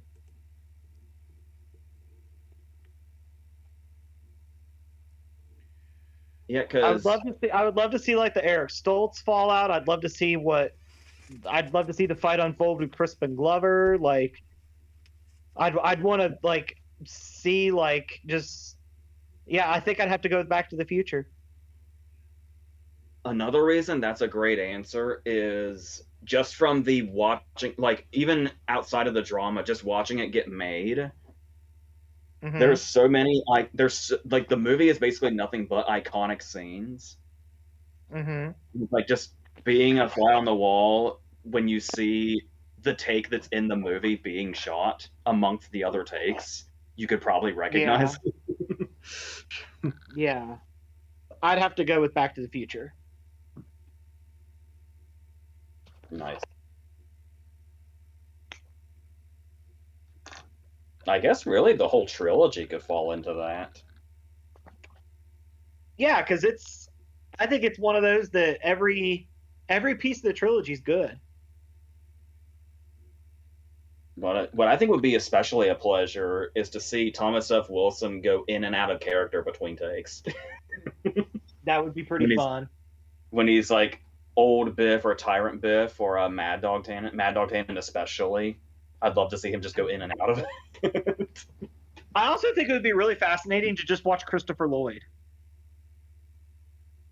Yeah, because he's so quiet and reserved, and then to see him like go right into Doc. Yeah, I want to see like how he preps himself to do that. Like if he has like a Rick Dalton type routine, or if he just goes at it. It's so crazy to me how reserved Christopher Lloyd is in real life when you look at his characters. From everything I've seen, he seems like a super cool dude too. It's annoying that I have to keep checking to make sure that the mic doesn't like disconnect by itself for whatever reason. Right. This question was originally asked on the Pure Cinema podcast, to which Elric Kane replied Poltergeist, because he'd have liked to seen how much Spielberg directed. Yeah. Mm-hmm. I'd have loved to have been a fly on the wall during on the set of the Don't Worry Darling to find out the truth about the feud that may have been between Olivia Wilde and Florence Pugh. Well, I hadn't heard about that. I hadn't heard about. Oh, I thought this was going down the. I thought this was going down the Harry Styles Sudeikis rabbit hole when you started. Also, Bardo to see if the death rumors were true. I would like to be a fly on the wall in the writers' room when they came up with the end fight in Endgame, and just see somebody throw out all those names, and just know that that's all really going to happen, even though it sounds like a pipe dream from hell. My mum and I rewatched How I Shrunk the Kids last night. Wayne Zaslinski would get an ambassador position, or perhaps become Secretary of Science if such a thing exists. Wayne's Nobel Peace Prize winner Wayne Zelensky. Let's go. I was like, you want to open up the Wayne Zelensky can of worms all over again? We can do that. Yeah, I wouldn't advise it because I'm prepared. This is the true Wayne's World. Just talking about the wrong one. That's funny that you mentioned Wayne's World, because when you were zooming in your camera, I was like, this is the slowest extreme close-up whoa. Fun trivia: in an early version of the script, there were 5 kids, but one died during the sprinkler sequence. Oh my god! I remember reading about that. That would have been nuts. Chevy Chase and John Candy both turned down the role of Wayne. Candy did, however, suggest Moranis, which apparently pretty much happened the similar way with Ghostbusters. God damn, John Candy was a good dude. John Candy definitely gone way before his time. That's an actor that I'd love to see another movie from, is John Candy. Martin Short was initially attached to play as Wayne, but that's why Moranis got the job. I feel like it's almost too obvious. Yeah, I was gonna say I can't see Chevy Chase at all. He doesn't have the warmth. But well, I mean, there's warmth for Clark Griswold, sure, but Wayne's like a different kind of thing. Like I almost feel like Wayne Zelensky and Rick Moranis are almost the same person. I like to believe that anyway. Well, let's just give Rick Moranis a Nobel Prize then. Let's just do that. He should get something for that dude that punched him in the head in New York. Who punches Rick Moranis? That's akin to kick. That's as bad as kicking a puppy.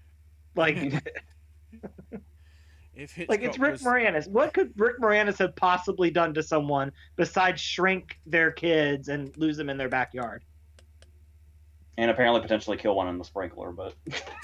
Oh my god. Dude, for drama, it should have been one of the neighbor kids for drama. If Hitchcock was still alive, which actress today do you think would be used in a lot of his films? Spencer. Scarlett Johansson. Spencer thought Anya Taylor-Joy would be a good choice. Are you saying Scarlett because of the Hopkins movie? Because she's the first one I thought of too. Scarlett Johansson, and the first two I thought of actually were Scarlett Johansson and Charlize Theron. Yeah, I think Charlize would fucking crush it in a Hitchcock movie.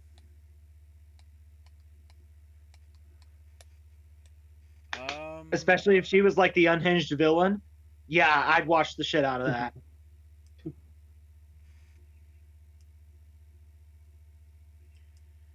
Melanie Griffith would have been interesting since he worked with Tippi Hedren so well. Well, depending on what you consider so well. But effectively, that's the word I'm looking for. To try and get out that he'd probably pick a white woman, the more interesting to me would be what he could do with Lupita Nyong'o. Because we saw enough of her range in Us to sort of... You know, what she did in Us still blows my mind 3 years later. I think another actor that would crush a Hitchcock role, especially as like the hero going through stuff, is Idris Elba. Idris Elba needs to, like, you know, these actors like DiCaprio who follow the direct, like, it depends on who the director is, whether they do the movie or not. Idris Elba should really give that a try. Because he is amazing. But if you look at his filmography, you may never know. Because he almost always exclusively ends up in shit. He was Charles Miner on The Office. I was gonna say, I know it's like you say, oh, you want me to work with Oscar-winning directors? Okay, I'll start with Tom Hooper, and then Cats happens. But he did Molly's Game with Sorkin. But like, what else has he done that's like not shit? Because I don't think Beast is gonna do anything for his career. Dude, imagine, like, don't get me wrong, Jamie Foxx does great, but imagine if like Django was played by Idris Elba. Yeah, I could say. Well, that's a conversation we had about Will Smith, where it's like, I really want a world where Will Smith was Django, but at the same time, it's like, I love the movie so much as it is now, I don't want to picture it any other way. Like, I can't see Idris Elba being weak at first, like being timid at first, the way Django's supposed to be. Idris Elba just constantly looks like he could beat your ass. We've talked a lot about our favourite Afterlife films, Josephine says, but which version of the Afterlife would you want to live in? Judgment City and Defending Your Life seems like an awesome vacation.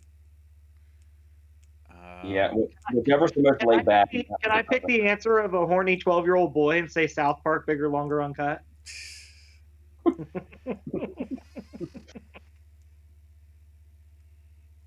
The heaven part, not the hell part. Oh, by the way, Idris Elba working with acclaimed directors. Prometheus is a movie that gets a lot of shit that I will defend to the death. That's one. There you go. Look at that, Idris Elba helping out in more than one way. I'd say Weekend at Bernie's, because my corpse would never get the chance to like go to all those really nice locations. Oh, This Is the Ends seemed really nice. Yeah. I think This Is the End is my answer. Honestly. My brother said that Phantom Thread reminded him of Alfred Hitchcock's Suspicion, Josephine says. But most importantly, Josephine's mom and her are all caught up with Better Call Saul with 2 episodes left. It's all going down. I'm doing my best to avoid spoilers, but man, they love... Well, the thing also is, like, it's kind of hard to say you're avoiding spoilers because it sounds mostly like the main ending is that it's coming back around, which obviously we would know. But yeah, we know. But there's still details that I wish I didn't know.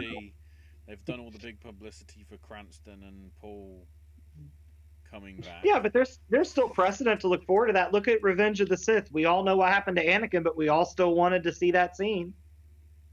Yeah, I have the high ground.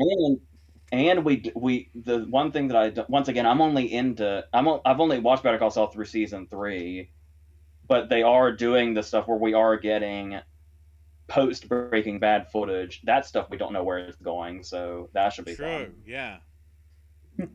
What is the ultimate demise, maybe, of Saul Goodman? Carrie Condon, who plays Mike's daughter-in-law on Better Call Saul, was in Banshees of Inisherin. And what is labelled Juicy Go Ship Martin McDonough and Phoebe Waller-Bridge have been in relationship for the past couple of years. That's nice to know, I guess. Fun fact or trivia I learned today: Harvey Keitel was in the debut films of Scorsese, Schrader, Scott, Toback, and Tarantino. Yeah, he's all about New talent. That's like we had that same conversation about how James Caan was kind of the same way, where it was like he saw talent very early and made sure that he gave them a chance, which is great. Josephine follows on with that favorite Keitel performance.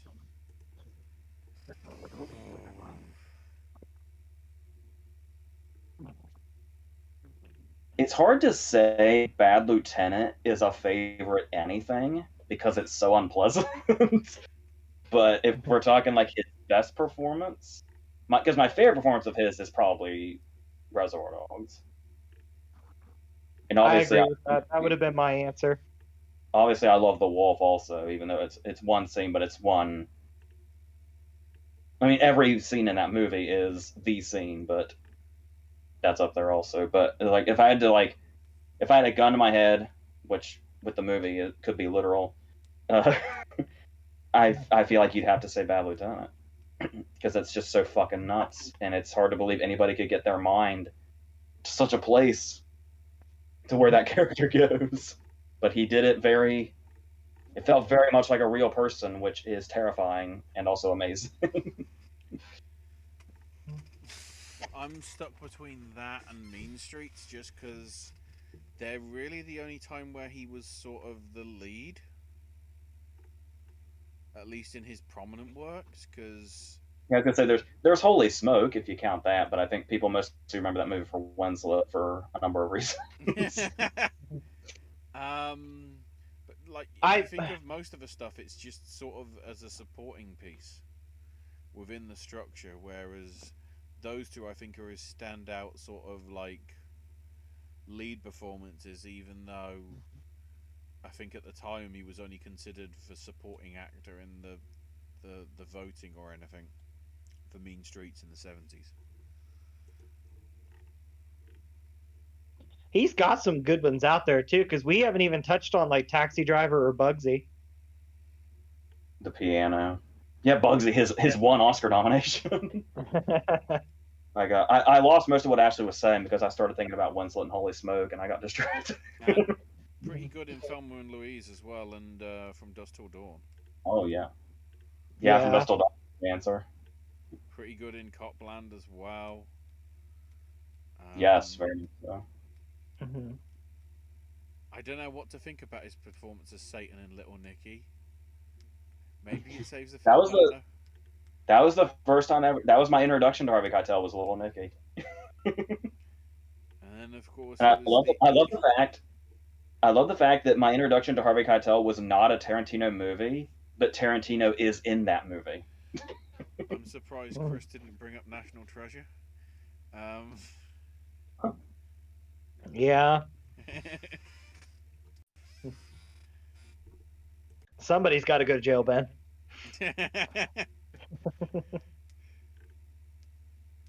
Or no, prison. Somebody's got to go to prison.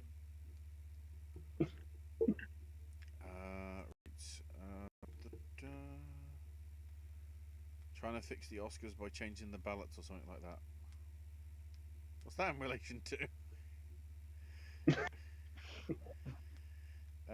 Speaking of Oscars, thanks, Bri. Yeah, did you hear the rumors that Killers of the Flower Moon and Rustin might be pushed back to next year? What's Rustin? That is the one with, is it Coleman Domingo, I think, is in it? And Chris Rock, and is it a civil rights movie? Oh, yeah, Dustin Lance Black's. Yeah. So, the thing I see in the news is apparently they're still filming now, so... Yeah, because it sounded like a big player, so I was surprised, but if it's like a production thing, then that makes more sense. Supposedly it's coming out in 2022, but like the more it's, you know, like staying out for as long as it is, the more it sort of does feel like it's not going to be ready in time. It is kind of a funny coincidence, isn't it, that just as Will Smith has to take a break from the public, Chris Rock has like a lot of prestige projects on the horizon.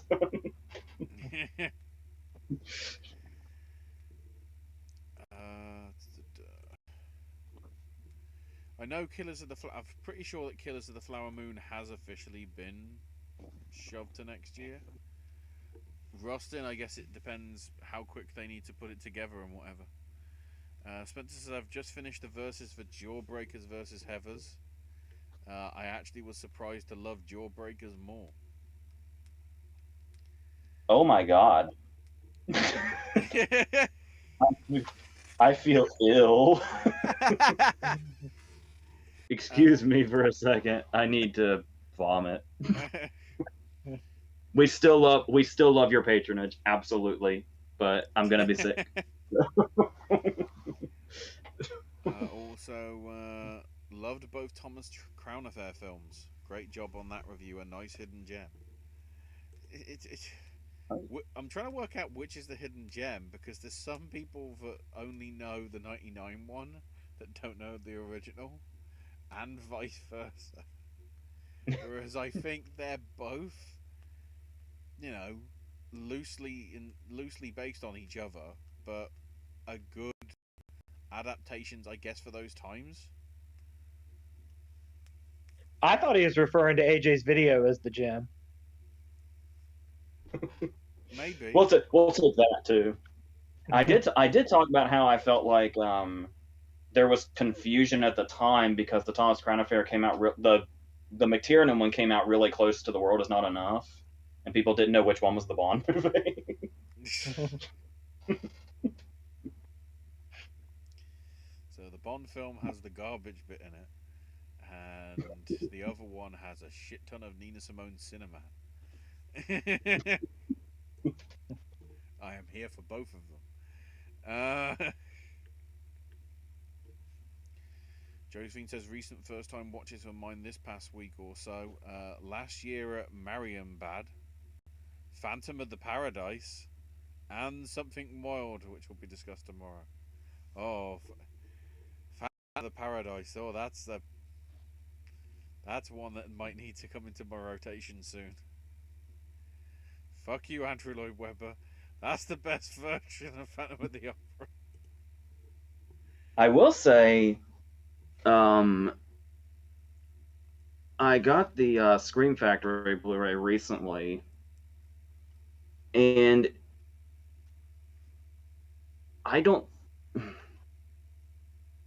I'm very curious to see it again because it was actually quite different from what I was expecting it to be.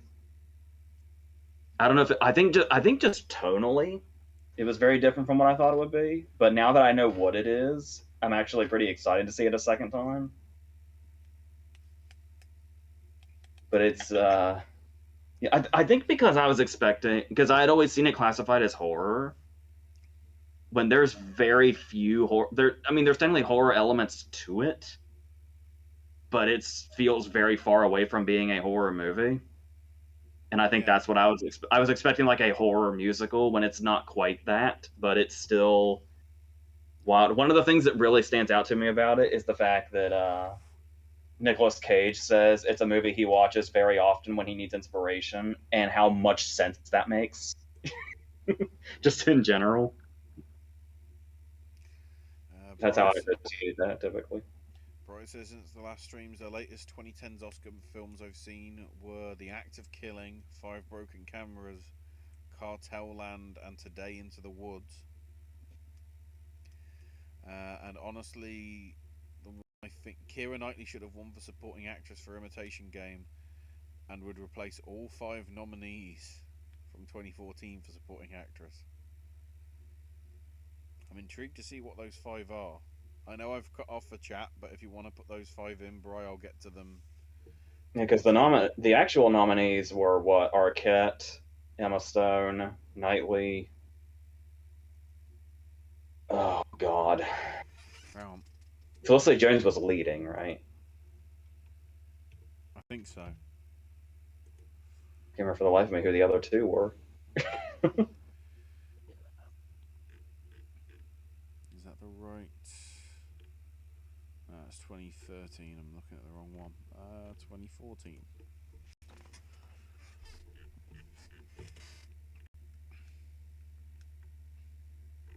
I can't tell if it's telling or not that I don't remember them, because sometimes I'll for like my favorite ones of the bunch. Oh right, 2015 because that's 2014. So it was Patricia Arquette winning for Boyhood, with Laura Dern in Wild, Keira Knightley in Imitation Game, Emma Stone in Birdman, and Meryl Streep for Into James Woods. So how did I forget Into the Woods? That's right. It's Meryl Streep, damn it. She's in there every time. Do you believe the rumours that Killers of the Flower Moon's delayed because Scorsese takes a while with post-production and completes his film, so sort of close to the finish line that Apple were just not giving a chance? I don't see what else it could be. With Scorsese, I always feel like it's strictly a creative thing. It's just part of the process. Because, like I said, as we saw, he'll take his time and it'll still pay off. So I'm willing to just assume that's what it is. Because it sounds like that's a big fucking production. Yeah. So it makes sense. Like I was actually kind of surprised. I wasn't counting on it being this year anyway, until I heard recently it might have been, and I was surprised because it seemed quite soon from when they started production. So it makes sense. Like Cannes next year sounds about right. At least, well, according to World of Real, a rough cut got screened a few weeks back, but reshoots are going to be happening later this month. Because aren't there even also times where something will screen at Cannes, and then after it's screened at Cannes, they'll still keep working on it. Tends to happen sometimes. Yeah. Yeah, it's expected to premiere at Cannes in May.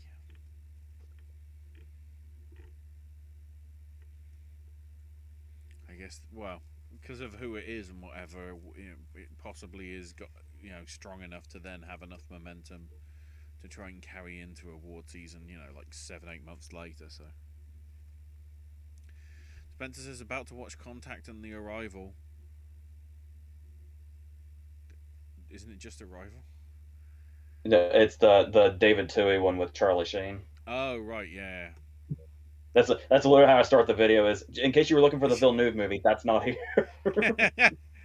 Love you explore all genres and the verses. You've opened my eyes to many new movies. I thank you for that. I thank you for watching them, because sometimes it feels like a futile endeavor. Owen wishing Josie a happy birthday. Well, belated birthday and whatever. Bryce says the next 2010 Oscar movie I missed is one from 2018 that I skipped because I didn't consider it a potential Big 8 film on what it got in the technical categories. Since I only choose First Man as my bonus film from my movie marathon and didn't for this one, and that's Mary Poppins Returns, which means I'll have to watch the original for the first time.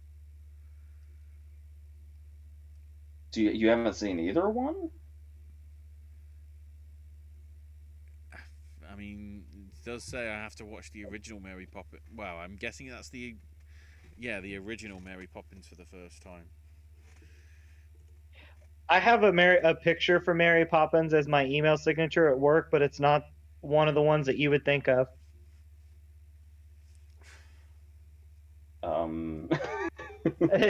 It's a picture of Mr. Banks sitting there with Glynis Johns, and it just says, "Winifred, will you explain this unseemly hullabaloo?" What I'm intrigued about, Brian, if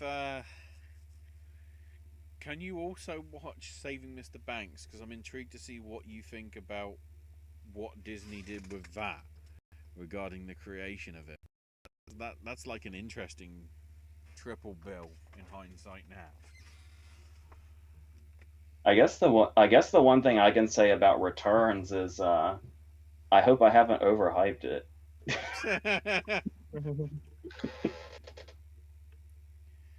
Spencer asks favorite Kevin Costner performance.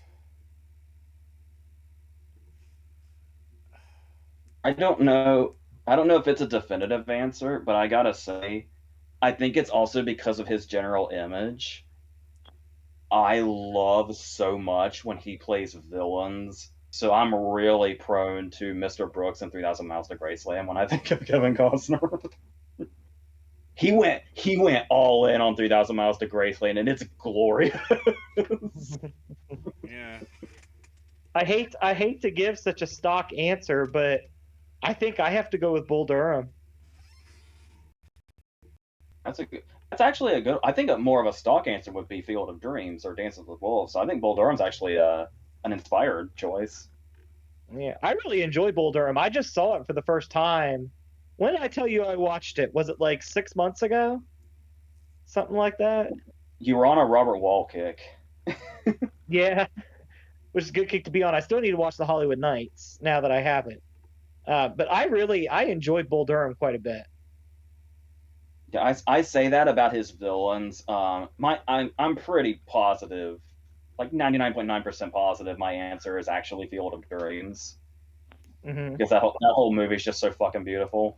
But just his delivery of that last line alone is probably the best line delivery he's ever had in his career. But I just want to absolutely make sure to shout out like Mr. Brooks and Jazz Monster Crazy and stuff like that. A Perfect Speaking of, World, I guess he's technically a bad guy, but not in that sense by any means. did you see where I know you don't follow sports, but Major League Baseball is having a game at the Field of Dreams field. Really? Yeah, I think it's this week. Wednesday, I think. maybe I know I've seen the advertisements for it, Yeah. but I don't remember when they said it was supposed to be. I'm trying to remember. I think it said August 10th.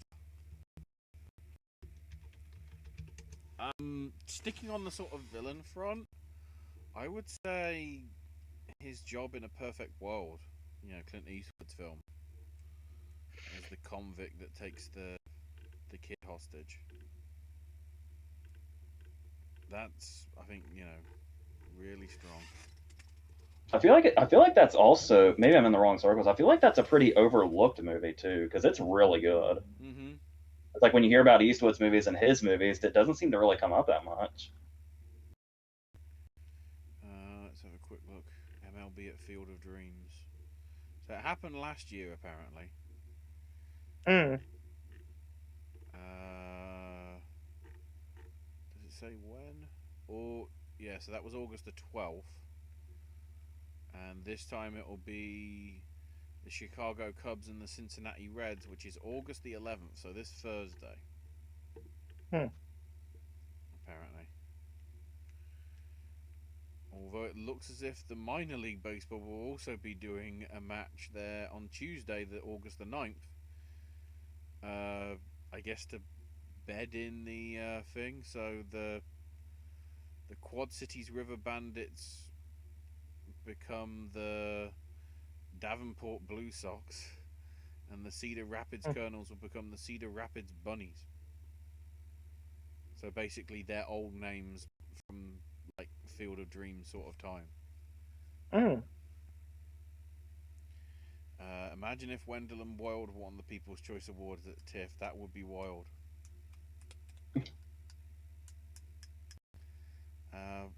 Thoughts on Happy Go Lucky and a favourite Sally Hawkins performance?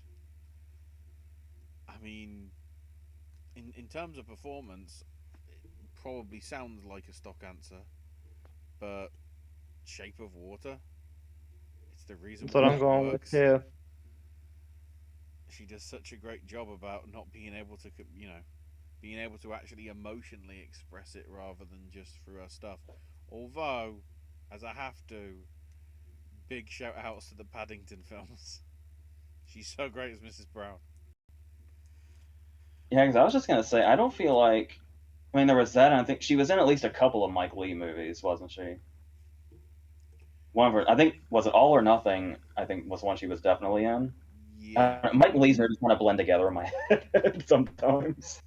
But honestly, even with her Oscar nomination for Blue Jasmine, and the first Paddington had been by this point, but it wasn't until The Shape of Water I even really took any note of her at all.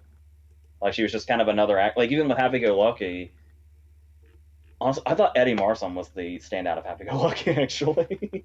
But I also haven't. I don't think I've actually seen Happy Go Lucky since 2008 when it came out. So That's what I'm still desperate to see. Oh my God. Open because I never got a chance to see it in the cinemas, and then she's also in this Lost King, you know, about the Richard III being found in a car park and whatever.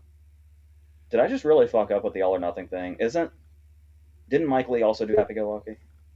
Yeah. Shit. Mhm. Okay, so she's definitely been in a Mike Lee movie, at least I also two. forgot that she was in An Education as well. Yes, I don't even remember her in it. Yeah, she was an uncredited villager in Phantom Menace. I do on Conan. She talked about that. Yeah, she was in Vera Drake. Dude, She was in Layer Cake. I'm gonna have to watch that again. It's funny that you mentioned the Phantom Menace because I just rewatched the episodes 1 through 3 recently, and Rose Byrne randomly pops up for like 30 seconds as one of Amidala's people. I think I remember that. Come to think of it. Oh, you could tell it's her. She's not hidden or anything. So Rose Byrne and Keira Knightley and Natalie. Jesus. Well, she wasn't a decoy. She was like one of her assistants or something. Like she ran up and like told her that she had to go to this certain room for something, and then we never saw her again. Yeah, but all the assistants could clearly be decoys. It's like, you are the decoy we're using this week. Oh, I'm gonna die. Ended up being a deadly job after a while. Exactly. Well, bye-bye. I wonder whatever happened to Keira Knightley in that universe. If she like saw that woman die and she's like, "Fuck this! I'm gonna go work at the fucking Naboo Rainforest Society or something." I'm going to Dexter's Diner. Let's trouble there. Now she's a waitress at that diner that Obi-Wan goes to in Attack of the Clones. That's Dexter's Diner, isn't it? Huh? That's Dexter's Diner, isn't it? Yeah. Yeah, she probably works for Dexter. What time period would you like to see Tarantino tackle in one of his revisionist history films? What was the first part of that question? What time? There was only one part of the question. What time period would you like to Time see period, Tarantino okay. tackle?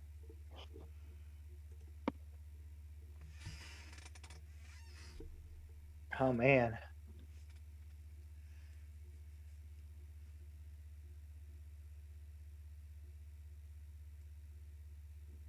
I would like to see Tarantino do a movie around the O.J. Simpson murders. Okay.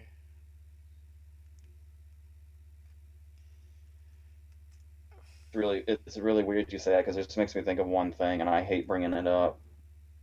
But that fucking like the same year as Once Upon a Time in Hollywood, there was that horror movie. I forget what it was called now. The one where they made the Sharon Tate murders into a ghost movie. The Killing of Sharon Tate, wasn't it, or something like that? And then like a year or two later, they did the same thing with Nicole Brown Simpson. Yeah. It's like, what the fuck is wrong with you people? I did a whole video where I talked about why it's okay the way Tarantino did it and why it's not okay the way that movie did it. If anybody thought I was being a hypocrite, by the way. Josephine does say, as for me, I'd say Salem Witch Trials, which I wasn't paying attention to because I was thinking, imagine Tarantino's adaptation / take on the Crucible. That could be an interesting thing. What I've come to notice, which I think is why Tarantino is one of my favorite people, is the fact that I've come to realize from like the hype around his movies, especially not seeing trailers for The Hateful Eight and Once Upon a Time in Hollywood beforehand. That even if you give me a concept of him, of like a movie he would do, I never know how to picture it until I see him do it. You know what I mean? Like it's you. Like, what were you getting ready to say? I was just gonna say, if we're talking time periods, I would watch a Quentin movie based in the '80s. But go ahead. I pretty much just said it, where it was like you could say like when people like when the buildup was, well, Tarantino's making a movie about Hollywood, but also he's going to work in the Manson thing and the Sharon Tate thing. Once Upon a Time in Hollywood was not the movie I saw in my head, honestly. Even with trailers, the concept of Bastards, that movie ended up being nothing like it looked in my head when I knew the idea before I saw what he actually did with it. Mm-hmm. And I love that, like, we know his style so well and what he does and what his trademarks are, but his movies are still always a surprise to me how they turn out. So this is my very long way of saying I don't know how to answer this question. I'd just like to see the soundtrack choices he would pick for an '80s movie, because his soundtracks are always like one of the highlights of the movie. And it's never like really obvious choices. No, I'd love to see like what he would find in like the deep trenches of the '80s, like all the B-side tracks he'd put in it. Yeah, I guess like even when he uses really well-known songs, like when Mrs. Robinson's in Once Upon a Time in Hollywood, it's like, this is good. This suits this. I'd also like to see it. I'd also like to see him do a modern movie. Yeah. Because I think, if I'm not mistaken, he hasn't made a movie in current time that we could tell since Death Proof. Yeah. But even then, there was always question, like there's telling signs eventually, but it's like you watch Death Proof for a little bit and you're like, I'm not entirely sure if this is modern or not. There are touches where it clearly is, but it's like for a second you're like, this could also be the 70s sometimes. It's kind of like Batman the Animated Series, where you can't really tell what time it takes place in, because some things look a certain way, and then you see technology from modern times. You're like, oh, okay. I was gonna say, this feels so much like a 70s movie, and then Jungle Julia whips out a cell phone, and you're like, oh, never mind. Yeah. The last one that doesn't really feel stylized dramatically, I would say, is Jackie Brown. Yeah. I'd say there's some elements of Kill Bill that are very sort of more homage to the martial arts films of the 70s. Mm-hmm. Whereas sort of the tone is right for Jackie Brown, but it's not necessarily a sort of, although it's a 70s sort of style thriller thing, it does feel like actually contemporary and of the time.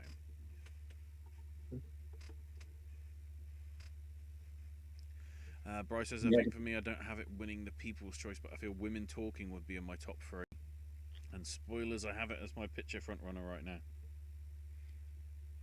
That's one that isn't showing up at the... I believe because of it being a New York Times article that it's based on, the belief is that's going to be showing up at the New York Film Festival as one of the big films there. Which makes sense. I think it's also a case of, in this surgence we've seen of female directors getting their due, even though her filmography as a director is very small, it feels like Sarah Polley was one of those directors that was destined to be in this era of female directors starting to get like big in the awards races and stuff like that. Yeah, sort of following up from it, Josephine does say, have you any of you seen any of her previous films? Is it just Away From Her and Stories We Tell? Is that it? I was thinking there might have been one more.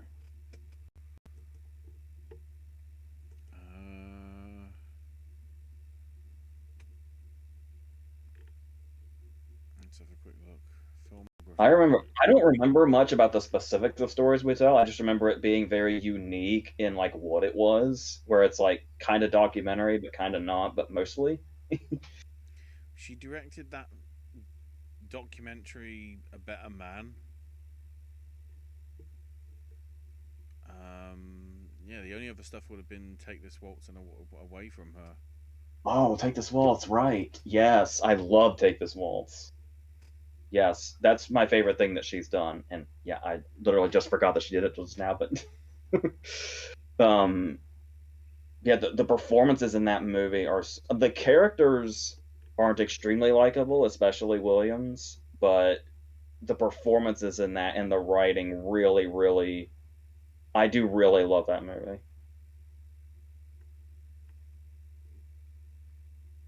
So, yeah, and then Away From Her obviously is very. I haven't seen it since the 2007 awards race, but it did stand out to me because I remember the guy that plays the husband being just as good as Julie Christie, even though she's the one that got all the acclaim. I played the card game War for the first time the other day. I won. Speaking of such games, Elliot Gould's character in California Split would make a sick Halloween costume. I still need to see that movie. I still haven't. I'm kind of embarrassed to say. Sarah Polly also has a book out right now called Run Towards the Danger. Spencer with sort of a 2-in-1 here. Underrated directors that should get more credit, and overrated directors that get too much credit. Overrated. As Craig Zoller needs to retire now. I'm sorry. Don't care for him. I thought for overrated you were going to throw out Robert Altman. Altman has grown on me a lot over the years. It's really funny. Isn't California Split one of his movies, by the way?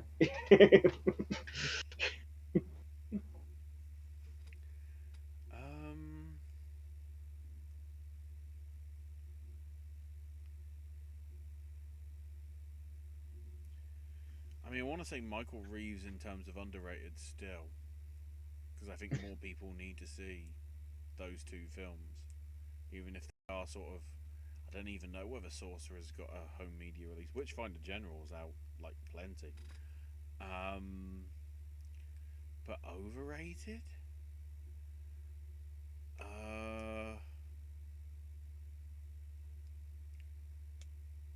That's sort of to some extent Tyler Perry, because I don't get the Medea sort of films really.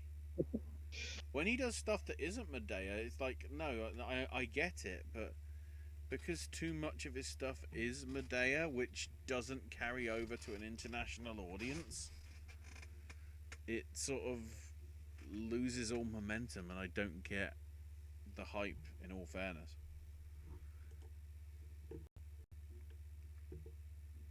I'm struggling with underrated because I would have said Joseph Kosinski, but then Top Gun happened.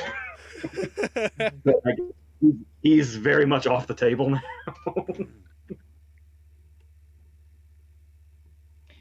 I think I don't know who I'm going to make mad saying this, but based on what I've seen, I would call Terrence Malick a little bit overrated.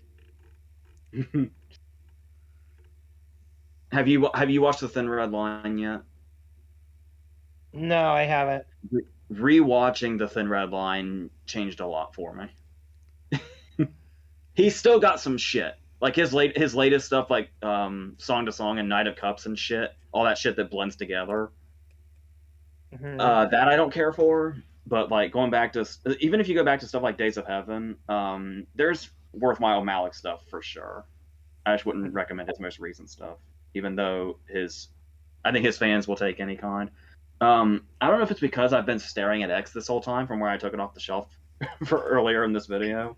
But I do think Ty West isn't quite getting the appreciation he deserves as far as being one of the great horror voices that we have right now. Because I think a lot of people don't care for some of his stuff, like The Sacrament and The Innkeepers and stuff like that. I don't know if it's because I don't want to jump to conclusions and say it's because he's too slow burn, but people just seem to don't really take to him as much as I feel like I have. Where I feel like Ty West should be mentioned alongside like Ari Aster and Robert Eggers, even though it feels like he's been around a lot longer than they have. And it's like it was so not because X is the first movie of his I saw in a theater because his movies usually have such small releases. So I was so thrilled to be able to just go to my local theater and see X and see one of his movies because the way his movies are so cinematic. The Innkeepers is so cinematic, but it feels like this really small released movie that not many people care about. Um, but it's here's a visual for that also. I haven't even taken it out of the plastic yet.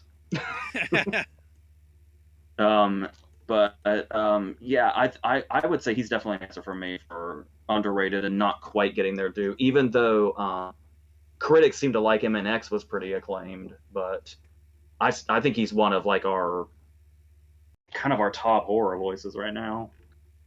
But because his movies get such small releases and people see them streaming or something or at home, that they don't realize just how cinematic he is, and it's great.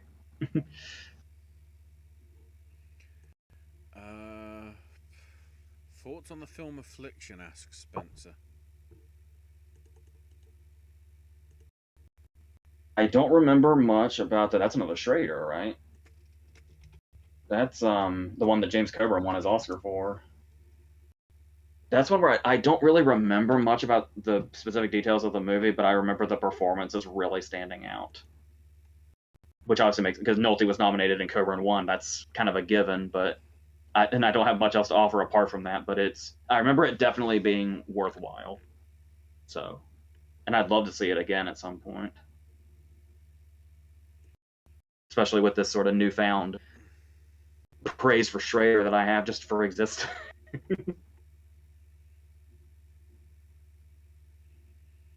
Yeah, I was just looking. That year you also had Duvall for Civil Action, Harris for Truman Show, Rush for Shakespeare in Love, and Bob Thornton for Simple Plan. Interesting list. Favorite Woody Allen movie and performance? Oh.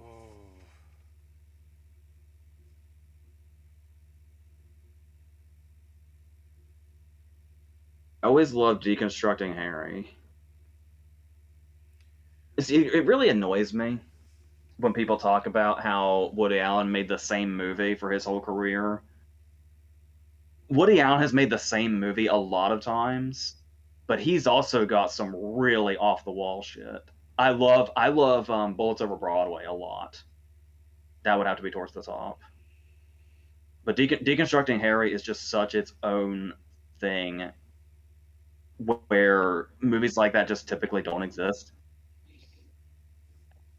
I went in hard in 2016 for Cafe Society, which I really love. Cafe Society would have to be at the top for me also. It's also weird to see Sean Penn in a comedy. Because that Yeah, is Sweet and Low Down, right? It is a comedy, right? pretty much. Yeah. I think Is I've it? only seen Annie Hall and Midnight in Paris. Oh, Midnight in Paris is a good answer. Mm. When he says performance, is that performance in a Woody Allen movie or Yeah, performance by Woody Allen? yeah. Are you thinking Ants? Please tell me you're thinking about Ants. Well, no. Spencer singles out Mighty Aphrodite and Mira Sorvino's performance in that. So I think it's somebody Well, within a Woody Allen film. you know what else I really fucking love is Match Point. Match Point throws such a fucking curveball at you. It's I mean, it's not a comedy. not even close. I Cassandra's really Dream like was really dark too. I really liked Walking in Annie Hall. Yeah.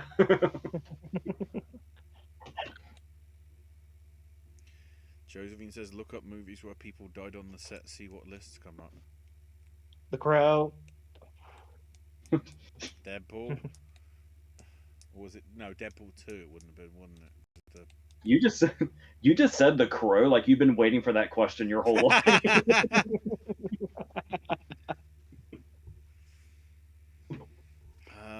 Movies you most want to revisit to see if you have the same opinion on, asks Spencer. like revisit it, like have already seen it before, or like wipe it from my memory and then watch it again? Say just rewatch is what it Yeah, sounds just like. a rewatch to see whether your opinions changed on it since you last watched it.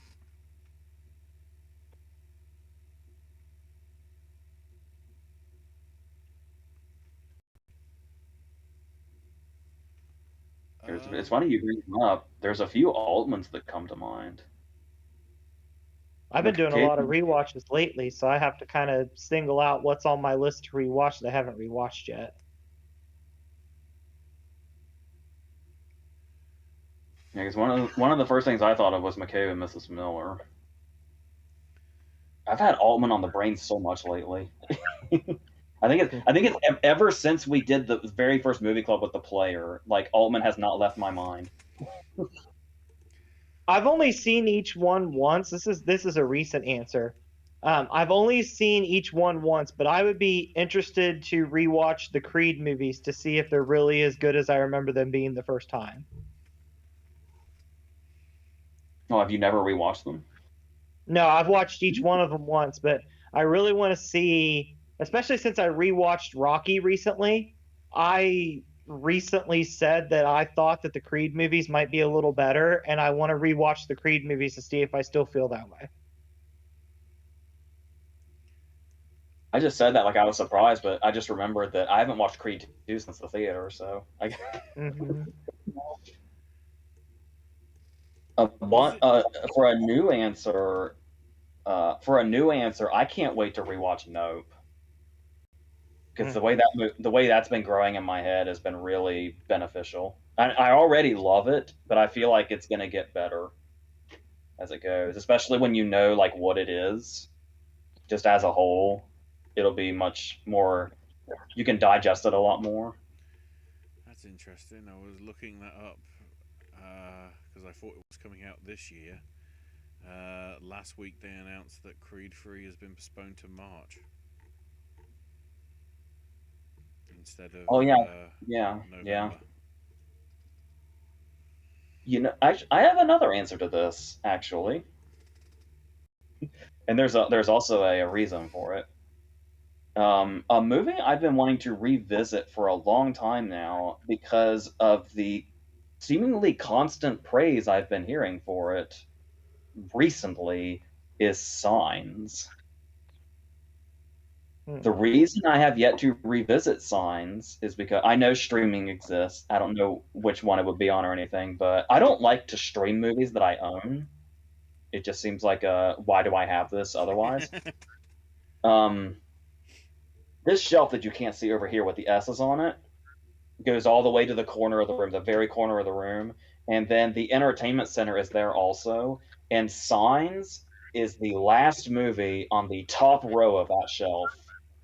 So Signs is basically where the ceiling is, and I'm gonna literally have to climb a mountain to get to it because the entertainment center is here. I'll see if it's streaming for you real quick. Hold on. Was it the 1512 to Paris? I think those are the right numbers. Yeah. The Eastwood movie. Yeah, just because like we do seem to be on a spell of Eastwood trying to, yeah. Just because we're on this spell of like, was that the first or was Sully the first? Sully was before that. Yeah. Sully was like September 2016, and then 1570 to Paris was like early 2018, I want to say. Yeah, and Richard Jewell was sort of 2020 time-ish. Yeah, like the very end of 2019. Yeah.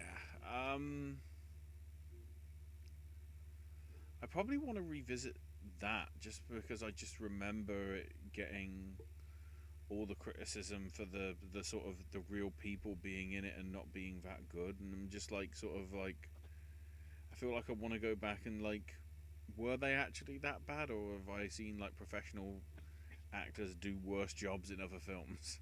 I don't even think it was so much them. I just think the movie was really poorly put together, but yeah, that too. You know, it did seem like As I say, it seems to be that's what he's just into now. He wants to make, biographies of like things that have happened that are crucial to America. Yeah, because Richard Jewell was great, but 1570 to Paris had the same problem that Sully had, which was there wasn't enough material there for a whole movie, and you can tell by watching it how much they stretched it out. Signs is not streaming anywhere for free. You have to rent it from wherever you get it.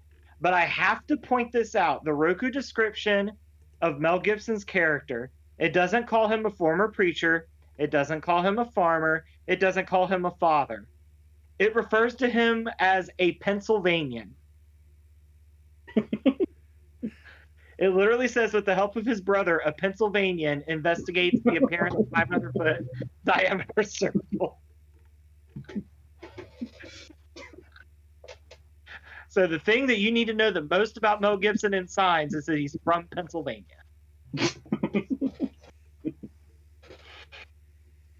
Keep these in a note, Josephine. You might need it for reasons like this my that girl. You brought me onto this show. My girl. And this for the Pennsylvania list.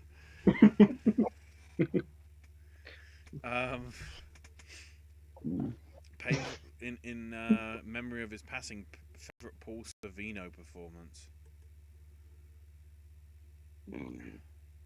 Excuse me. Well, I will say one thing about Paul Sorvino that I might possibly have a better answer to this question if I had watched something yet, but I haven't yet.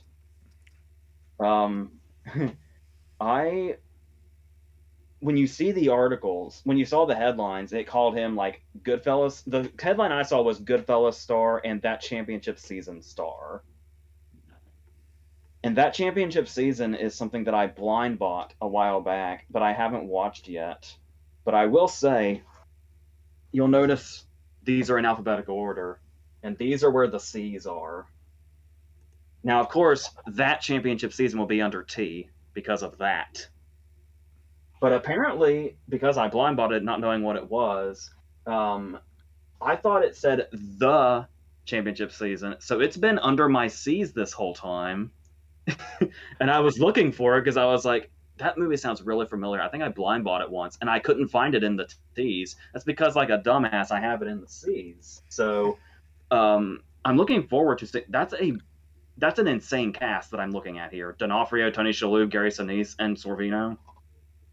But I feel like I haven't seen him in that much. He's Lips Manless in Dick Tracy, and obviously there's Goodfellas. The first time I saw him, I'm embarrassed to say, was See Spot Run. I was just getting ready to say, I remember he was in See Spot Run. And I'm trying to remember. I have to ask, did you discover it was in the C's because you were looking for something else and you were like, oh, holy shit, there it is? I think it was by accident for sure. But yeah, like apart from that, I was struggling to remember what all I had seen him in. Was his passing our fault? Because when Ray Liotta passed, we were talking about how Paul Sorvino outlived him. Gangster actors in general are in danger this year, because I don't think we ever mentioned losing Paulie Walnuts too. That was like right around the same time as Liotta. And there's been like a handful of Goodfellas actors we've lost just this year. Yeah. I would probably just because we got to see it at school as part of Shakespeare studies, but his portrayal as Juliet's dad in Lerman's Romeo and Juliet's pretty damn good. That's right. Also, never forget, he was Alphonse Perrier de Von Schneck in the Hey Arnold film. Oh my God, that's right. I believe they just called him. Was it Shaq? Because when I hear that, I think of Shaquille O'Neal, obviously, but I'm pretty sure that's what they called him. Best cinematography you've seen in a movie in the last 5 years or so? The Revenant. You answered that like you've been waiting on that question your whole life. I was trying to think, like, is there another answer? Because every single shot of The Revenant is unbelievable. Because it says last 5 years. I can't say 1960. When did The Revenant come out? Shit. Oh, Time is going way too. No. I am not comfortable saying out loud that The Revenant is 7 years old. I am keeping my answer. Okay, so what? 2017 to now, then. Yeah. Oh. Man, fuck you, Time. Why are you doing this? I'll even since it's August, I'll even give you like the last 5 months of 2016. I mean, if it's on a Roger Deakins, wait, no, Blade Runner was Deakins, right? Yes. So either that or Parasite. So if you're giving me the last months of 2016, Moonlight jumped into my head.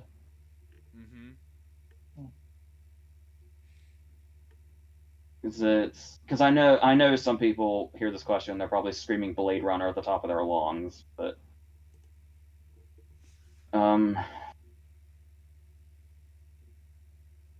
also I'll bring this back. Nopes is pretty great if you want a really recent one.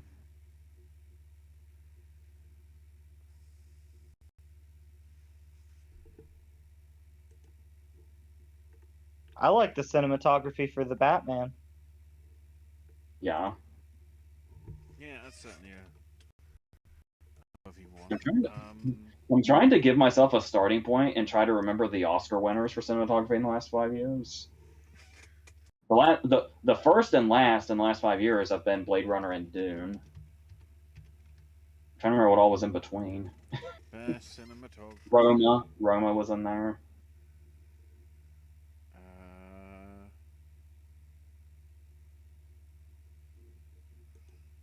With the Academy. And then 1917 was 2019. Dune, Mank, 1917, Roma, and Blade Runner, which would just. Yeah, it's October 2017, so it's in there. So it's just in the 5 year. Okay, so I just said fuck Mank, but I still gotta say it's pretty hilarious to me in retrospect that Mank beat Nomadland. When Nomadland seemed like one of the surefire wins of the past however many years.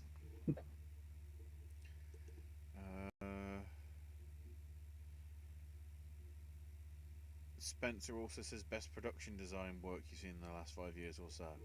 Again, Parasite. I'm definitely gonna say this. But it probably seems like I'm going for biased choices here, but Once Upon a Time in Hollywood really stands out to me production design wise as well. That was where my mind went. Yeah.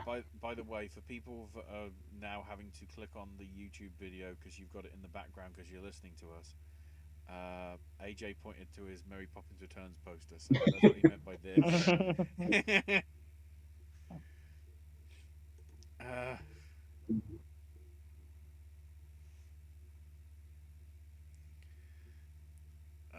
Bry says, I've already got my Big 8 predictions, not official yet for the month, but I've got to say, I think we've found our new Meryl Streep. And that's Olivia Colman. Except, I am here for this and I support this shit. I was going to say, worthy predecessor, yes. So... Although you can say, I love that you can say, what's the best part about this is that since she won on her, her favorite was her first nomination, right? Yeah. Since she won so early, since she won so early, nobody can accuse her of chasing it. She's already done it. Yeah. Uh, what's your guy? Spencer says, "What's your guys' takes on prequels and what separates the good from the bad?" Oh, I actually just talked about this with Prey, where it's the bad ones. Obviously, their only focus is let's tie this to the other movie, and that's all they're worried about. It's like let's put in all the references, all the fan service, origin stories for every single little tiny thing. I know that sounds like shots at Solo, but specifically, but a lot. It feels like a lot of them do that. What Prey did so well specifically, which is just kind of a good example of how to do prequels right, is that it's. Oh my god! I literally just shot that video, and now I'm like, when that's the problem. When after I review something, I never want to talk about it again. But it's like the way they were able to, like how it has similar structure to the McTiernan movie, the original, and there's like one or two tie-ins. There's like one little origin story of a prop and one line that's from the original movie, and everything else where it feels exactly like a Predator movie, but it's still also very much its own thing and uses the fact that it's in a different time period to its advantage story wise, and not just we can lead into we can show how the stepping stones to the other movie. And it's like using the pre-period to your advantage for your own story. I feel like is where the good ones really come into play. I also feel that uh, like doing it for doing its sake is the issue. Like when you look at sort of all the various prequels that we've had for Texas Chainsaw Massacre that have sort of basically just tried to rehash the original and just say, well, that's how it all started prequel wise, rather than do something sort of original which leads to sort of him having to become Leatherface rather than. That's why I'm intrigued by this anime that's coming out called Chainsaw Man, where chainsaws just randomly come out of his arms and his head, and like, thanks, anime. And I'm really, and after everything I just said about Ty West, I'm confident to see what he's going to do with Pearl as far as being a prequel, because it's really seems like a very simple concept, but I feel like that he's gonna really utilize the era that Pearl is set in to where it's gonna feel like definitely its own thing. Part of me feels like he made Pearl first, but it's X that he released first instead. You know, like X was more marketable for starters. Yeah. And then if it got enough of a following, then you could get like what his sort of true vision was.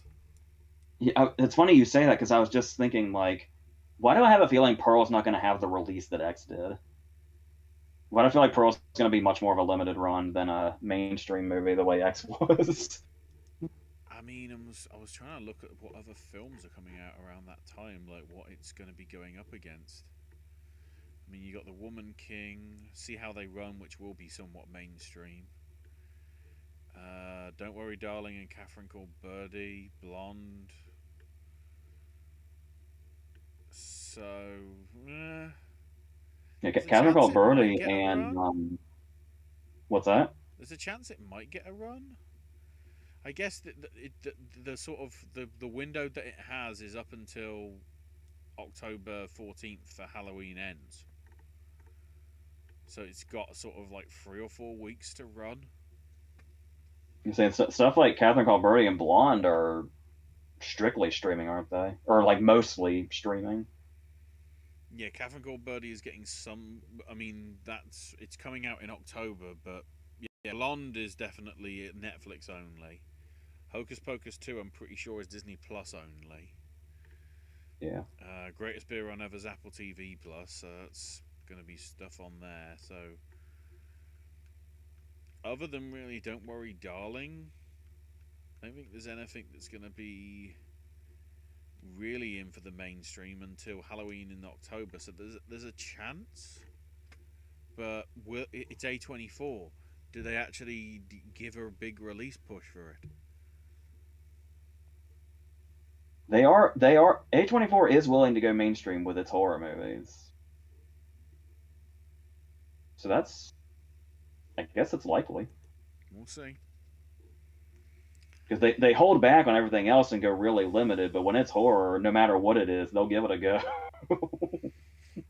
Oh, I guess in terms of the vague, the films, Owen was bringing up in chat The Town.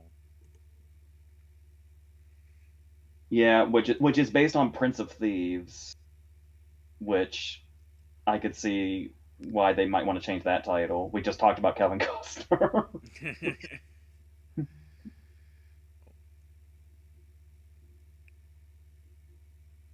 And it's the fact that it sounds generic because it's like it's talking about, oh, it takes place in a town, but it's like because it's like the slang for Charlestown.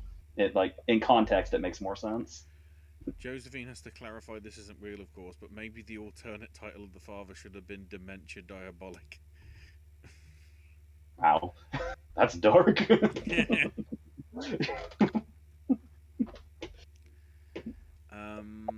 I've rewatched Motherless Brooklyn and Live by Night, and I'm really starting to love those films, says Spencer. Yeah, I don't Live by Night really got the shaft. That's a really good movie, and people just I don't even think they hated on it. They just didn't see it. Like it just kind of came and went. That was kind of a bad period for great movies because I think right around the same time was when Patriots Day came out to no fanfare, and that was the best movie of that year to me. And like movies were just kind of coming and going. Owen's also bringing up Frozen in chat. I'm trying to work out if that's the ones that have the confusing titles. Because is it Let It Go, or is it Kate Beckinsale Better Not Let Go, or ever is she going in the snow? Because that's because the old thing was the locally owned theater that's about 40 minutes down the road.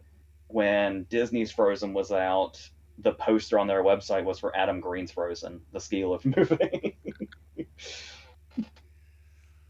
I vaguely remember, for at least for a brief time, when they did some sort of thing for Casino Royale and they put up the 60s poster rather than the Craig one. And then, oh no, it's that one. Bale Cheney and Olivia Colman all have the same birthday.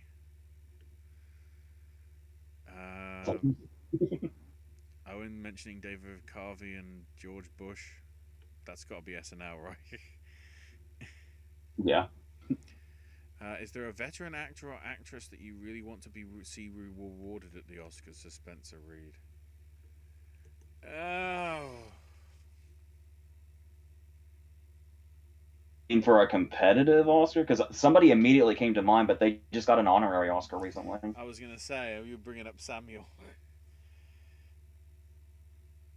That's definitely one. I was gonna say Donald Sutherland. Yeah.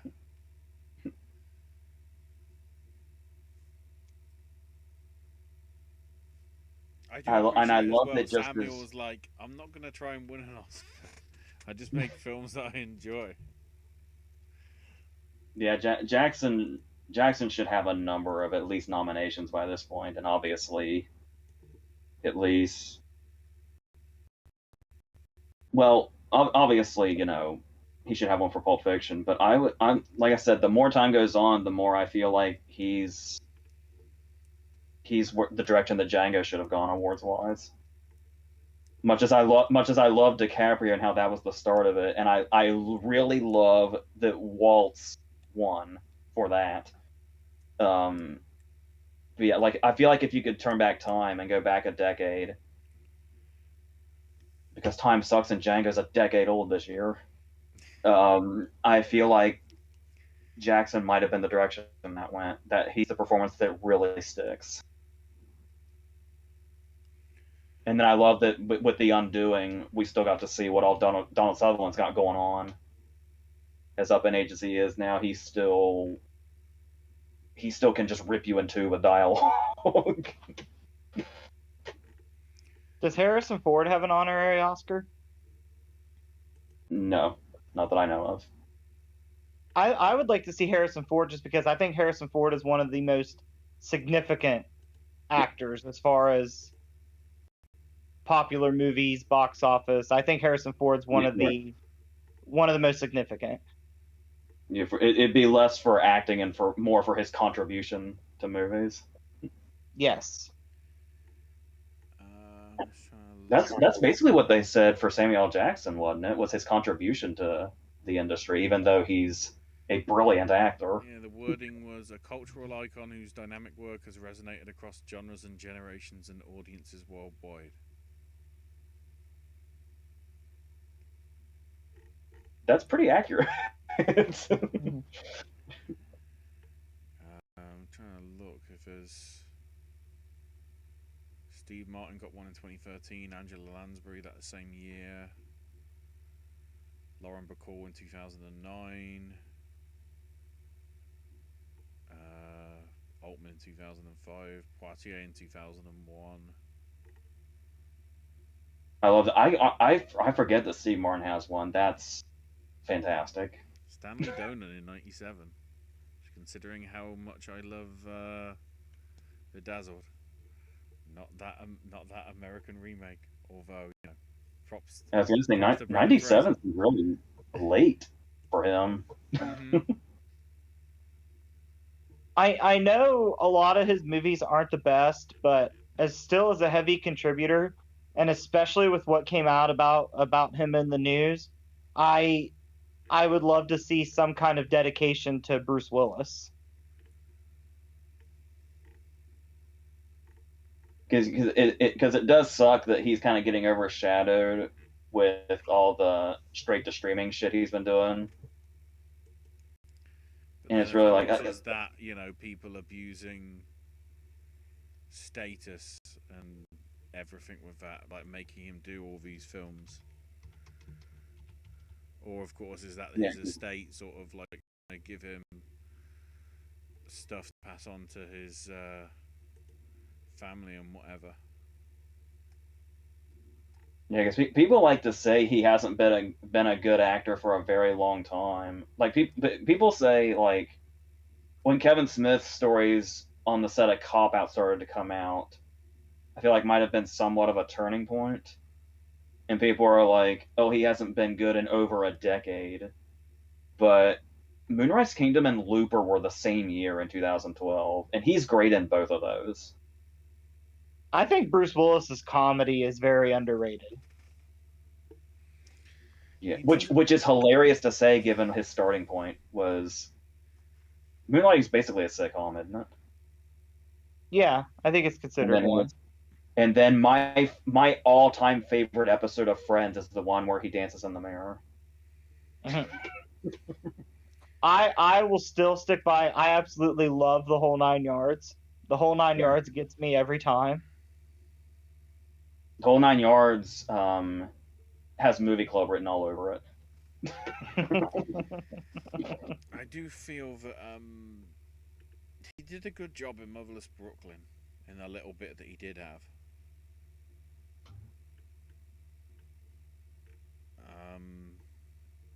Can't say the same about his last cinema film, Midnight in the Switchgrass. That wasn't, you know, great. But I can't remember exactly what it was now, but I remember at his roast it being a genuinely touching story when Edward Norton described why he's in Motherless Brooklyn.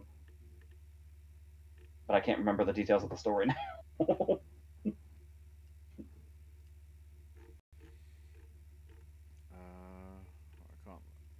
I guess that'll be for me to research afterwards.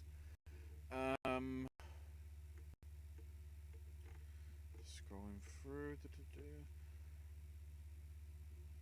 Thoughts on Paper Moon? I love Paper Moon. I was going to bring up Bogdanovich is one of those directors that's no longer with us. I would have liked to have seen another movie from.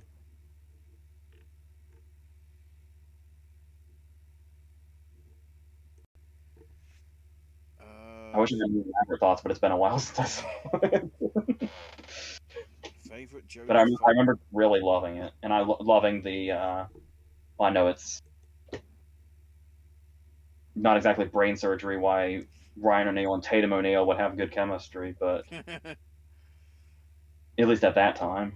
But Favorite and Jodie Matt Foster Alphonse being really great in performance? it. Favorite Jodie Foster performance? Asks Spencer. Oh, I know my stock answer is Silence of the Lambs, but I really like her in Inside Man. Yeah. I think she does a good job in Panic Room. Oh, that's a good answer. She's good in Flight Plan too. Yeah, it was really on her to sell that movie's concept, and she did it pretty well. And for Sean Bean to be Sean Bean.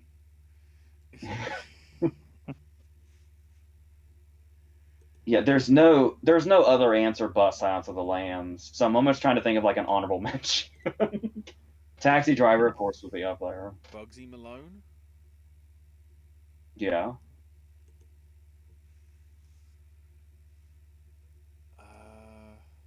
I wish, The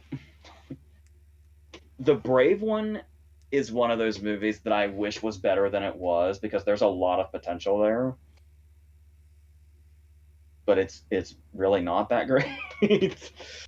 But I feel like her in a part like that otherwise is destined to kill, literally. But I feel like it's been a while. The only reason I haven't said The Accused yet is because it's been a very long time since I saw it. But it's just been kind of hanging there. It's like, is somebody gonna say The Accused? I was wondering if we were going to have a Harvey Keitel moment where one of the Oscar nominations was left out. In this case, it'd be one of the wins. I'm trying to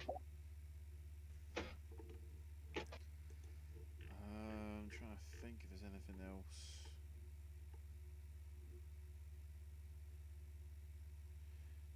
She did a pretty good job in Hotel Artemis as well. Yeah. I think that's sort of rather That's underlooked. that's a crazy ensemble. Yeah. And everybody's bringing their game to it. And it's another one of those movies that just came and went, and like nobody remembers it at all. I feel because it was like the same time as all the other ensembles. Like I'm pretty sure that was the same year as the one with I've forgotten the name. Bad Times at the El Royale. That was like around the same time, 2018, right? Yeah, because Hotel Artemis would have been summer of 2018, and then Bad Times at the El Royale, I think, was September or October. It was October because I saw Bad Times at the El Royale on my birthday, so it was definitely in October. That was amazing, an amazing gift to myself. I just rewatched Bad Times at the El Royale recently too, and that's one of those ones that would have been an answer to what would I like to rewatch to see if I still love it. And I did just rewatch it recently, and yes, it's still. I actually might like it better now than I ever have. That movie has an incredible rewatch value. Going back to the Silence of the Lambs, I'm going to make the Aaron Eckhart and the Dark Knight argument. While Foster and Hopkins are great, I feel like one of the most underappreciated people in Silence of the Lambs is Ted Levine. Yeah, he's easily one of the most quoted, but yet the performance doesn't seem to get it to do. No, especially like now that I'm watching Monk, it's like two different worlds. But he's also really good on Monk. He actually had a chance to show it off. I just watched an episode where like him and I can never remember the woman's name. She's in Dick Tracy. She's like the main love interest in Dick Tracy. She's his wife on Monk, and she's leaving him. He turns in a really good performance in that episode. Is that Glenn Headley? Yeah, that's it. Another person that's shockingly not with us now. Really? Yeah, that's been a few years now. Oh man. Favorite Jennifer Jason Leigh performance? Oh, come on. That's she's been great in so much stuff. But it's not just the bias. I see no universe where I don't say the Hateful Eight. That was Yeah, just I have to go with the Hateful Eight too. because there's Georgia, there's Fast Times, there's Single White Female. I didn't really care about Mrs. Parker and the Vicious Circle, but it's still her at her strengths. The original Hitcher. Yeah, even that. But there's still I give a shout to Road to Perdition. Oh yeah. Mm-hmm. Which apparently was the same year as Hey Arnold the movie. What the hell? Why is everybody in Hey Arnold the movie? This is like the best ensemble ever. Take that, every other film we talked about as a best ensemble. Wait, why are all these people showing up in Hey Arnold?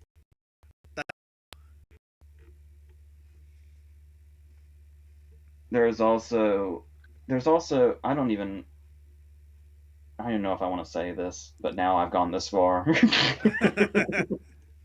I guess I have to now, don't I? Okay, I'm gonna be honest with you. It's something that didn't even occur to me. It had to be pointed out to me. But I don't know if I want to say it's ballsy. I don't know how to describe it. But the interesting thing about the fact that in the cut, Jennifer Jason Leigh's character is decapitated, and how chilling that is because her dad is Vic Morrow, and how it's like, was that something she went into consciously? Is that like the kind of actress she is? Like, is that?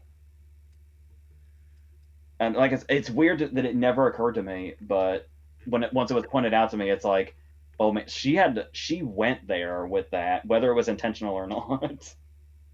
And she seems like the kind of actress that goes there. So it honestly wouldn't surprise me at all to learn that it was intentional on everyone's part.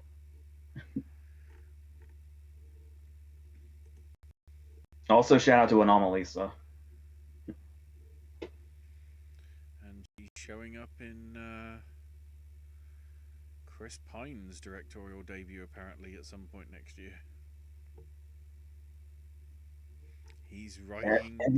Everybody's going into directing, man. He's co-writing, producing, and directing it as well, though. He's trying to do everything.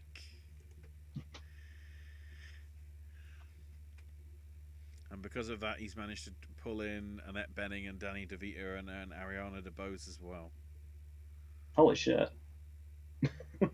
And the Wonder Wise from Spike Lee's She's Gotta Have It series from a few years back.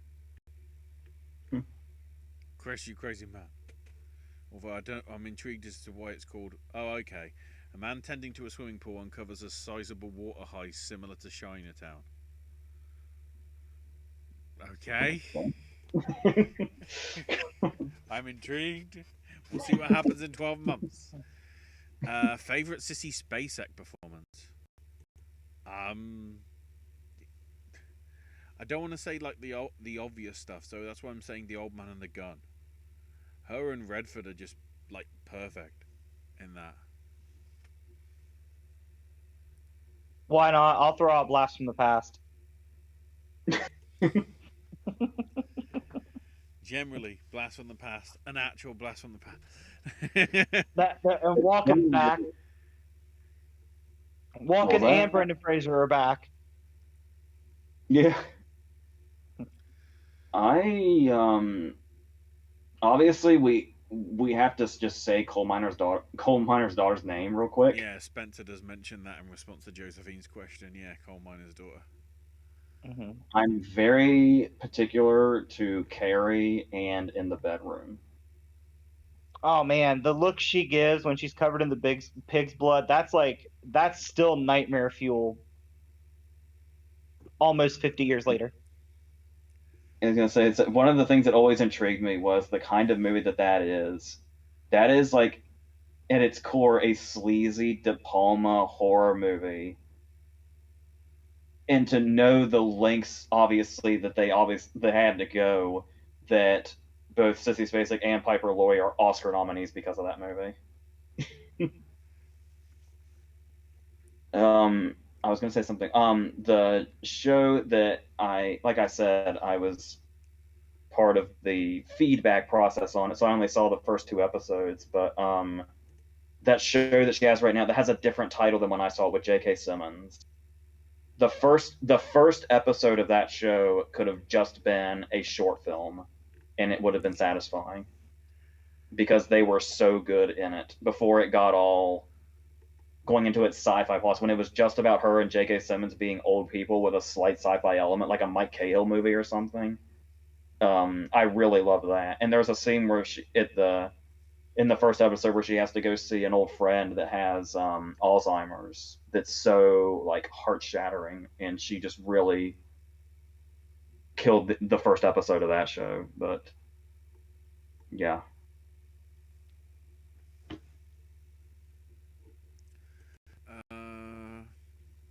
Josephine says the 2002 Scooby-Doo has so many innuendos.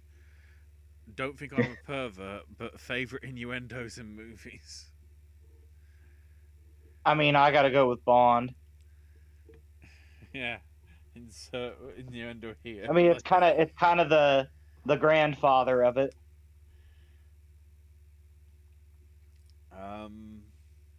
I can't get away from thinking about the "If You Know What I Mean" game from Whose Line Is It Anyway. That's all I can think of.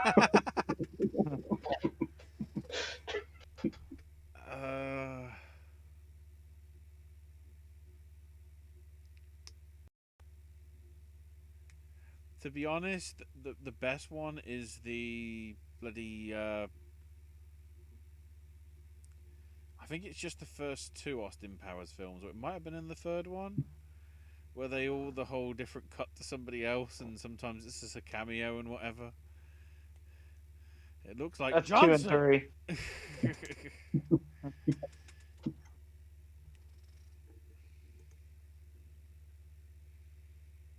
And of course, Ghostbusters. Yes, this man has no dick.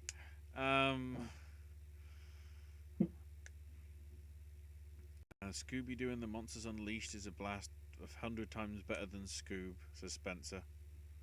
I don't remember that one. Then again, apparently a whole bunch of them are just being dumped on BBC iPlayer, so I might have a chance to catch them soon. Monsters Unleashed is the one with Buff Shaggy in it, if that helps.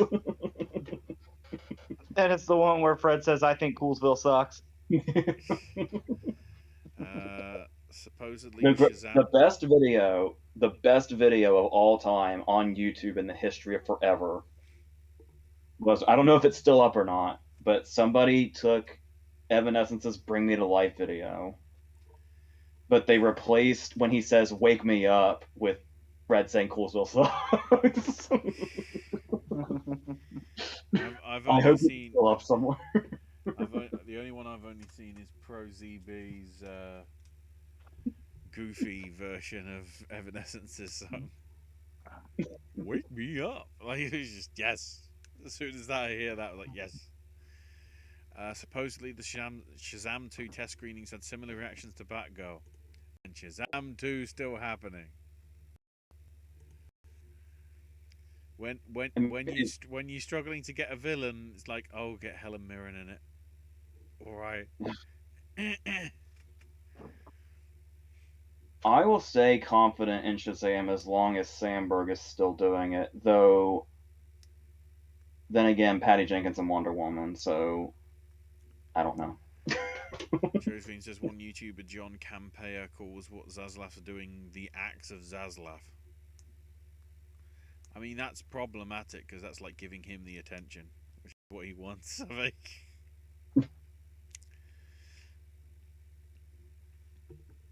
Spencer says, can one of us kill the Flash film? I've not had interest in seeing Ezra Miller in a film or in a successful movie anyway. Just scratch Ezra Miller, make it the 3rd Michael Keaton Batman movie. I've been saying this for a month. Or what's the guy's name from the Flash show? Oh, I can't remember off the top of my head. Do you want to help me out here? What is it? The guy that plays Flash on the show. Grant Gustin. Yeah, I've heard some people say just deep fake his face onto Ezra Miller and we'll be fine. I'm fine with that. I don't mind Grant Gustin. Favorite musical? I love Meet Me in St. Louis, says Spencer. Nice. Ooh. Rocky Horror. Yeah, so I still it's still so weird. I still can't get over how long it took me to realize that technically my favorite musical is The Wizard of Oz. But the reason I always forget that it's a musical is because it stops being a musical like halfway through. Yeah. Mm-hmm. The lion singing "If I Were King of the Forest" is the last song. And there's still like 40 minutes of movie left. unless you count the Winky Guard chant, which could go either way. The way I will steal an answer that I saw on Reddit and quote it word for word. The Winky chant fucking slaps. I'd have to say the original animated Jungle Book. Because I don't want to say La La Land because it will bring up war wounds, but I'm trying to think if there's a... Because The Wizard of Oz is my obvious answer. I'm trying to think if there's a more unconventional answer that I want to throw. My unconventional will be Phantom of the Paradise. It's just... Quite. Brian De Palma at it before he was at it.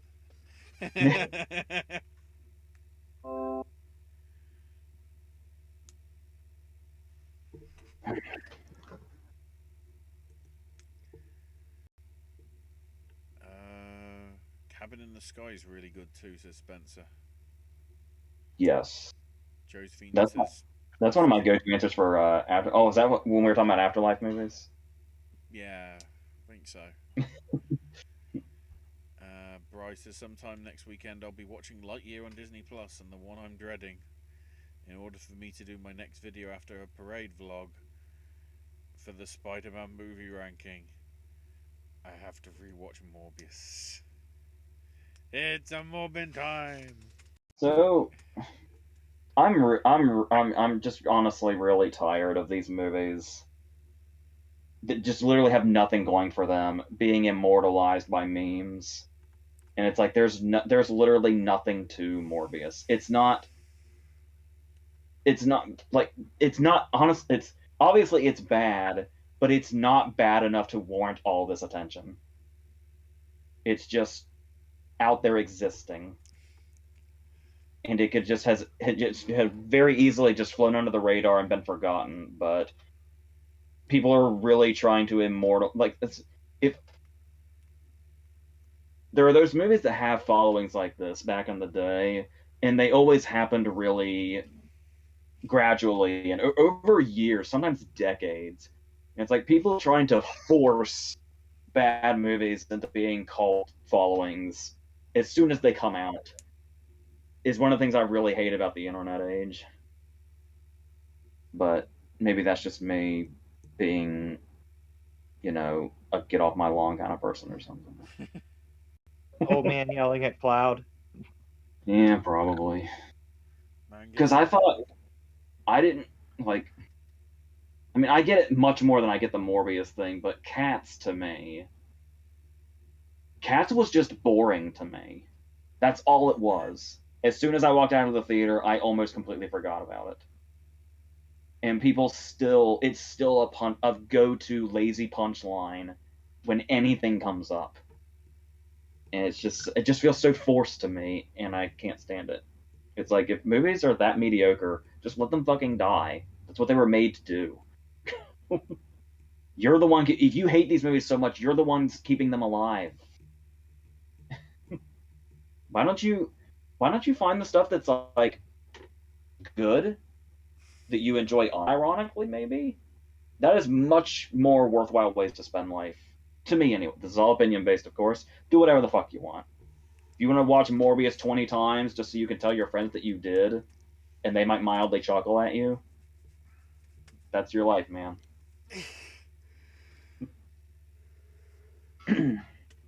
Spencer says asks favorite film noir. I love the Maltese Falcon, and Laura's probably one of my favorite ones. Oh. Seeing the Maltese Falcon in a completely empty theater was really cool. There was just something, I don't know, there was just something so like, I don't know, like it feels like that was it doesn't feel like an audience movie. So I love just seeing it on a really big screen, just like nobody's here, and it's kind of great. Would you consider Road to Perdition to be a film noir?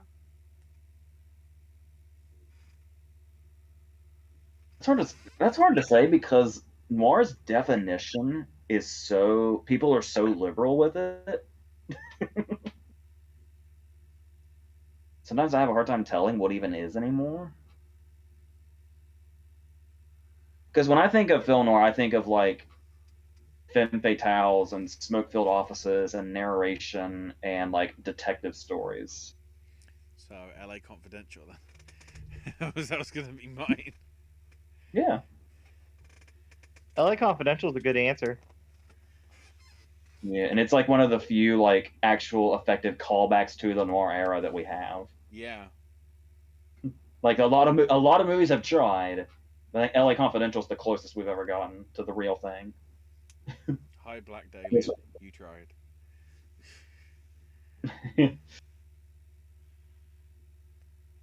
Which is especially weird because it kind of feels like noir and De Palma should go hand in hand easily. Yeah. But there's definitely something missing from the Black Dahlia. Bryce says, "Hey Apple, get your movies on Criterion." And That'd be one way to do it. AJ, did you get the Cartoon Saloon's Irish Folklore Trilogy box set? Because the exclusive Blu-ray release of Wolf Walkers, and you're not stealing mine. I have not, but that sounds like something I need to look into. I'm not sure how many arms and legs it'll cost, but Owen saying that he'll never get the chance to see all the animated nominees theatrically because of the digital stuff. Yeah, because Luck could possibly show up in the 5, maybe. There's a chance. Has that been reviewed yet by you, AJ, or?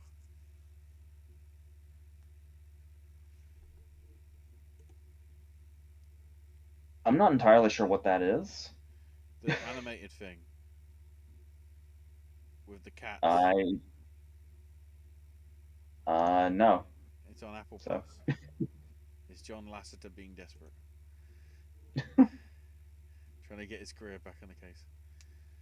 Bry talking about monkeypox. 12 monkeys. I mean, that's not the same thing, but whatever. 6 Feet Under's got the best series finale ever, says Josephine. Yeah, it's a pretty strong one, to be fair. I'm guessing this is Bry in relation to films that he'd defend. Amazing Spider-Man 2, Venom, and Shrek the Third. I mean, I get the first two. I'm not that sure about Shrek the Third. Ugh. The only good bit was when it did a bloomin' Paul McCartney frog chorus reference that only about 17 people would get when they had him sing Live and Let Die. Yeah. That was about it.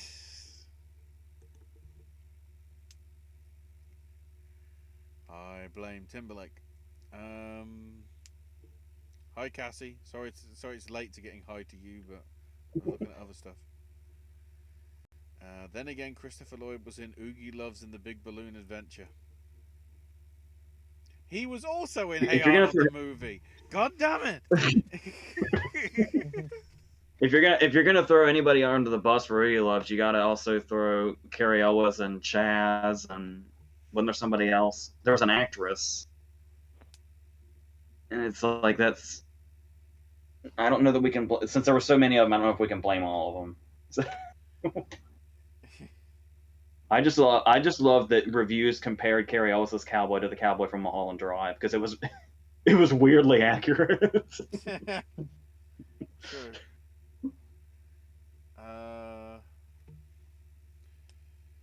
How much do you think Spielberg directed Poltergeist, or do you think it was entirely Tobe Hooper? Or Toby Hooper, sorry to say. Ugh. It feels a lot like Spielberg. A lot of it Yeah. does. It And might be. Hooper's a director where his movies always felt really small, and Poltergeist gets moments where it feels really big. The Yeah. scene with the rope where they have to go in and out, that's a big Spielberg scene. And we know Spielberg has a fucking skeleton fetish from Raiders and the Goonies and all that, so he had to have had his hands all over the climax. I was today years old when I realised that the guy from the kid from the Goonies in Short Round was Michelle Yeoh's husband in Everything Everywhere All at Once. Yeah, King Kwan. I only Dude, his voice hasn't changed since he was a child. yeah. That, in hindsight, I was like, that does make sense. 40 years on, yep, still sounds the same, just slightly deeper. Um, He was also in an episode of Tales from the Crypt that Donner did before he kind of disappeared from acting. didn't Kubrick direct part of AI before he died? I think it was like a He like quarter of it, wasn't it? I'd only ever heard he just like conceived it. Yeah, I remember he did something to do with it. I remember he had. I vaguely think he did like maybe a few scenes, but like nothing dramatic that they couldn't, I I assume we're getting close to the end because I remember when we weren't sure if we were on the air or not, and I had to look at the chat. I saw Brian say Amazing Spider-Man 2 and Venom, wasn't sure what the concept or wasn't sure what the context was. But I remember seeing your line there, so I'm assuming we're probably almost done, aren't we? Yeah, we're nearly there. Bry saying more to John Candy. He was supposed to voice a turkey in Disney's Pocahontas, which, by the way, is one Disney film will not have a live-action remake because it was rejected. I can't think why, because it probably pissed some people off. Keitel's amazing as Judas in Last Temptation of Christ. That's right, yeah. It's so weird how Reese Witherspoon's in Little Nicky. I completely forgot about that. Yeah, she's his mom. The Oscar changing balance things I brought up was in reference to a scheme that Jimmy or Saul would pull off with his film crew. Oh, right. I thought we were talking in real life because I was like, that sounds like it probably could happen though. That's the thing. I mean, hell, they had to change the voting for the women electing the new leader of the Conservative Party over here because they think it might be prone to hijacking from like Russian sort of anti stuff, which we've already got a series about that over here. What was it, the something war? I can't remember. That just finished. Favorite TV couple? I'm Ride or Die, Jimmy and Kim.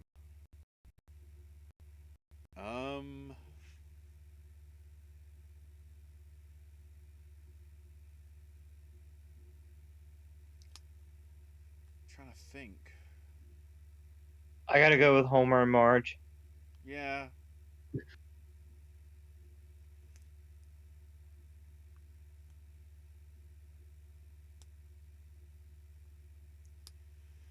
Get Elaine and Putty.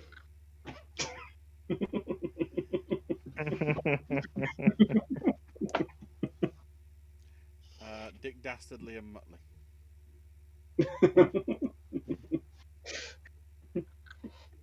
He could just get rid of the dog. He could.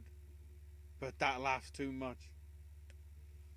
I was gonna say Roseanne and Dan Connor, but I just wanted to bring Putty into the conversation. Fun fact that Jessica Harper, who was in Suspiria and Phantom of the Paradise, is married to Tom Rothman, the head of Sony. So you're telling me she's gonna be in Venom 3? In a cameo or something, I don't know. Favorite Mike Lee film? I love Small Time Crooks. Ooh. But I don't know that I've ever seen a Mike Lee movie. But just to be clear, I think we the Mike Lee comment and the Small Time Crooks comment are two separate things, since Small Time Crooks is part of the conversation. It's because it was like followed on from each other. I'm losing track of what's happening here. I think oh my god, I know there's something I'm not thinking of. I want to say my go-to Mike Lee answer is Secrets and Lies. But, oh my god, I know I'm forgetting the big one. I mean, the film which was just a man going, Mr. Turner. We got Naked, Topsy Turvy. Vera Drake, Drake, love. Yeah. Vera Drake is probably my answer, actually. I'd have it as a toss-up between that or Topsy Turvy. That's I still think Jim Broadbent's portrayal in that is probably why he got the gig for Moulin Rouge. Wow, he hasn't done anything since Peterloo 5 years ago. And we haven't heard anything about his new film since. Unless it's on IMDb and it's not on the other one. I'll look at that afterwards. Josephine says Nope is going into my favourite movie of the year so far. Which is interesting considering how, divisive it has been with people. Some people really like it, some people really hate it, so... And that, for some reason, that doesn't surprise me at all. Yeah. Everyone loved Get Out. Most people, it's like going the other... It's like people are turning on it. Most people loved Us, and then it's starting to get sort of divisive again. I've met some people that hated Us. Never Look Away. And I don't really know why, because you never hear the why. People say, "Oh, that movie sucks," or "Oh, that movie was stupid," and then that's all they say. Never Look Away in 2018 is brought up. I'm trying to work out what in relation to. Oh, maybe for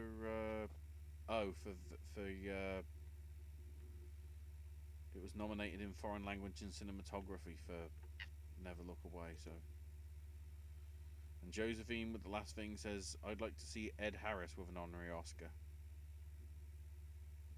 Oh, that's a good answer. Yeah, it is a good one. And his dancing in Creepshow has to be in the montage. Make it happen. Whose dancing is better? Ed Harris in Creepshow or Crispin Glover in Friday the 13th? I think Crispin Glover has monopolized the dancing. Because, I mean, Creepshow was 2 years prior to Friday 4, but Crispin Glover opened the dancing pool. That's... I also have to throw a shout to the way that Steve Martin starts to dance and Bring It Down the House. Oh man, it's been so long. I think the visual in my head is what you're talking about.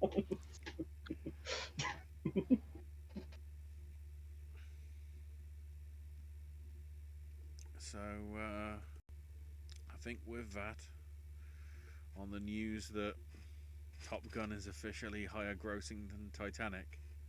Yes. that'll be us for tonight. We'll be back at 6 p.m. Eastern time tomorrow to cover something wild. By the way, thanks for refreshing my memory. By the way, I was after Rosie made that comment about Nope, I trying to think like, what is my favorite movie of the year for, and I couldn't remember. It's Top Gun. Of course it is. All for callbacks. So yeah, something wild coming up tomorrow, and then in a couple of weeks it'll be the Q&A on the 21st. With I'm glad, by the way, I'm glad we were able to establish with the Demi friends earlier, because I don't think I mentioned enough times the specific Something Wild I was talking about, because there are 2 movies with that title. Both that are part of the Criterion Collection, but I'm pretty sure we made it clear when I first brought it up that it's the Demi one. So I hope we're all on the same page for that. And then in 2 weeks, the 21st and 22nd, it will be Q&A and Who Killed Captain Alex. I'll probably be spamming. I'm so curious to check this thing out. We're gonna have to make sure everybody has the link specifically to the VJ one, rather than any other version that may exist. There might be a version which is just a film, but I feel that to get the full atmosphere, we need the VJ one. So we'll get onto that. So yeah, in terms of other stuff, I've got a couple of McDonald's things that need to go up on the channel ASAP. So I'll probably start putting that once this is done. AJ, I'm guessing. I'm trying to work out what. Well, hang on. What are you reviewing that's coming out or whatever? And then like, is there anything important coming out next week? Because I'm looking at the list. I'm gonna have to come back to this past week, and the headline movie of the next video is probably gonna be 13 Lives. Yeah. And then some random shit. Yeah, because there's Look on Apple TV Plus from last week, but like, we've got Secret Headquarters, which the poster's got like Owen Wilson in like an Avengers suit, and I'm like, what is this shit? And then I see Day Shift, which is a vampire action comedy with Jamie Foxx, and I'm like, what is this shit? And then there's Mac and Rita, which is like Diane Keaton, so I'm like, what is this shit? I'm a little curious about the Jamie Foxx vampire movie. I might have to check that out. That's streaming on something, isn't it? It's not. Is it? Day Shift is Netflix. Secret Headquarters is Paramount Plus. Or something. And they put out the first 2 episodes of the new Beavis and Butthead, and I nearly laughed myself into a coma a couple of times. I'm very pleased. I love the way Beavis and Butthead has never disappointed. Is like, it's like one of the few things in life you can count on. Is that Beavis and Butthead will never disappoint. For some reason, I kept seeing online was Butthead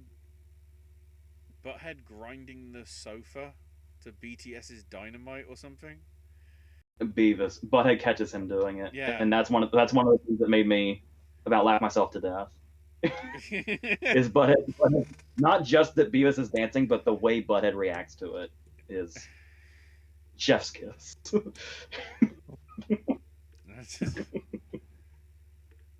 Is it better than when Beavis was in the porta potty and he was like, I'm jacking off, and Butthead said, you better be?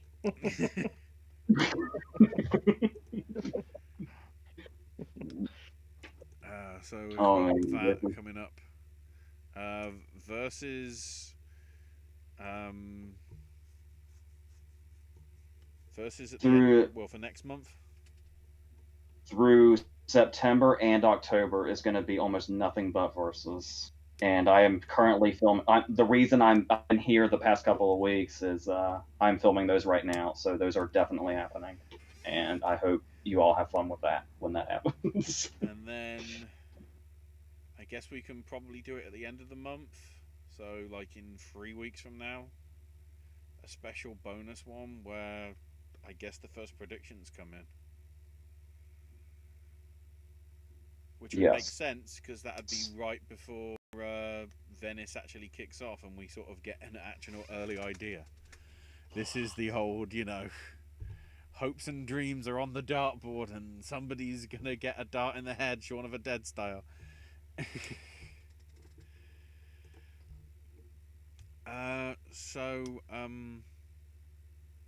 Yeah, I think that's everything. Chris, pimp out your Instagram. Instagram, Chris Hunts Toys.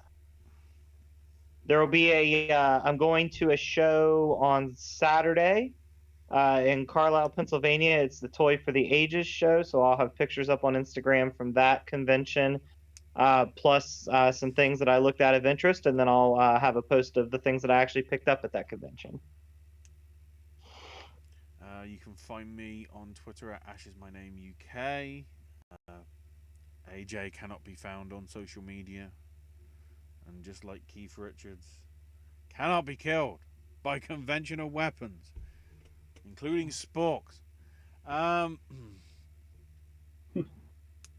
So with that, thanks Cassie, thanks Josephine, thanks Brian, thanks Spencer, and everyone else that's been lurking, not commenting, or is watching on the archive.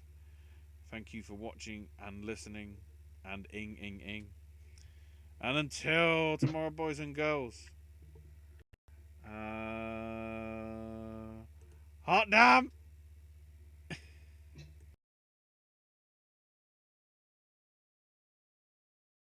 Also, that's all I've got to say about that for contractual reasons.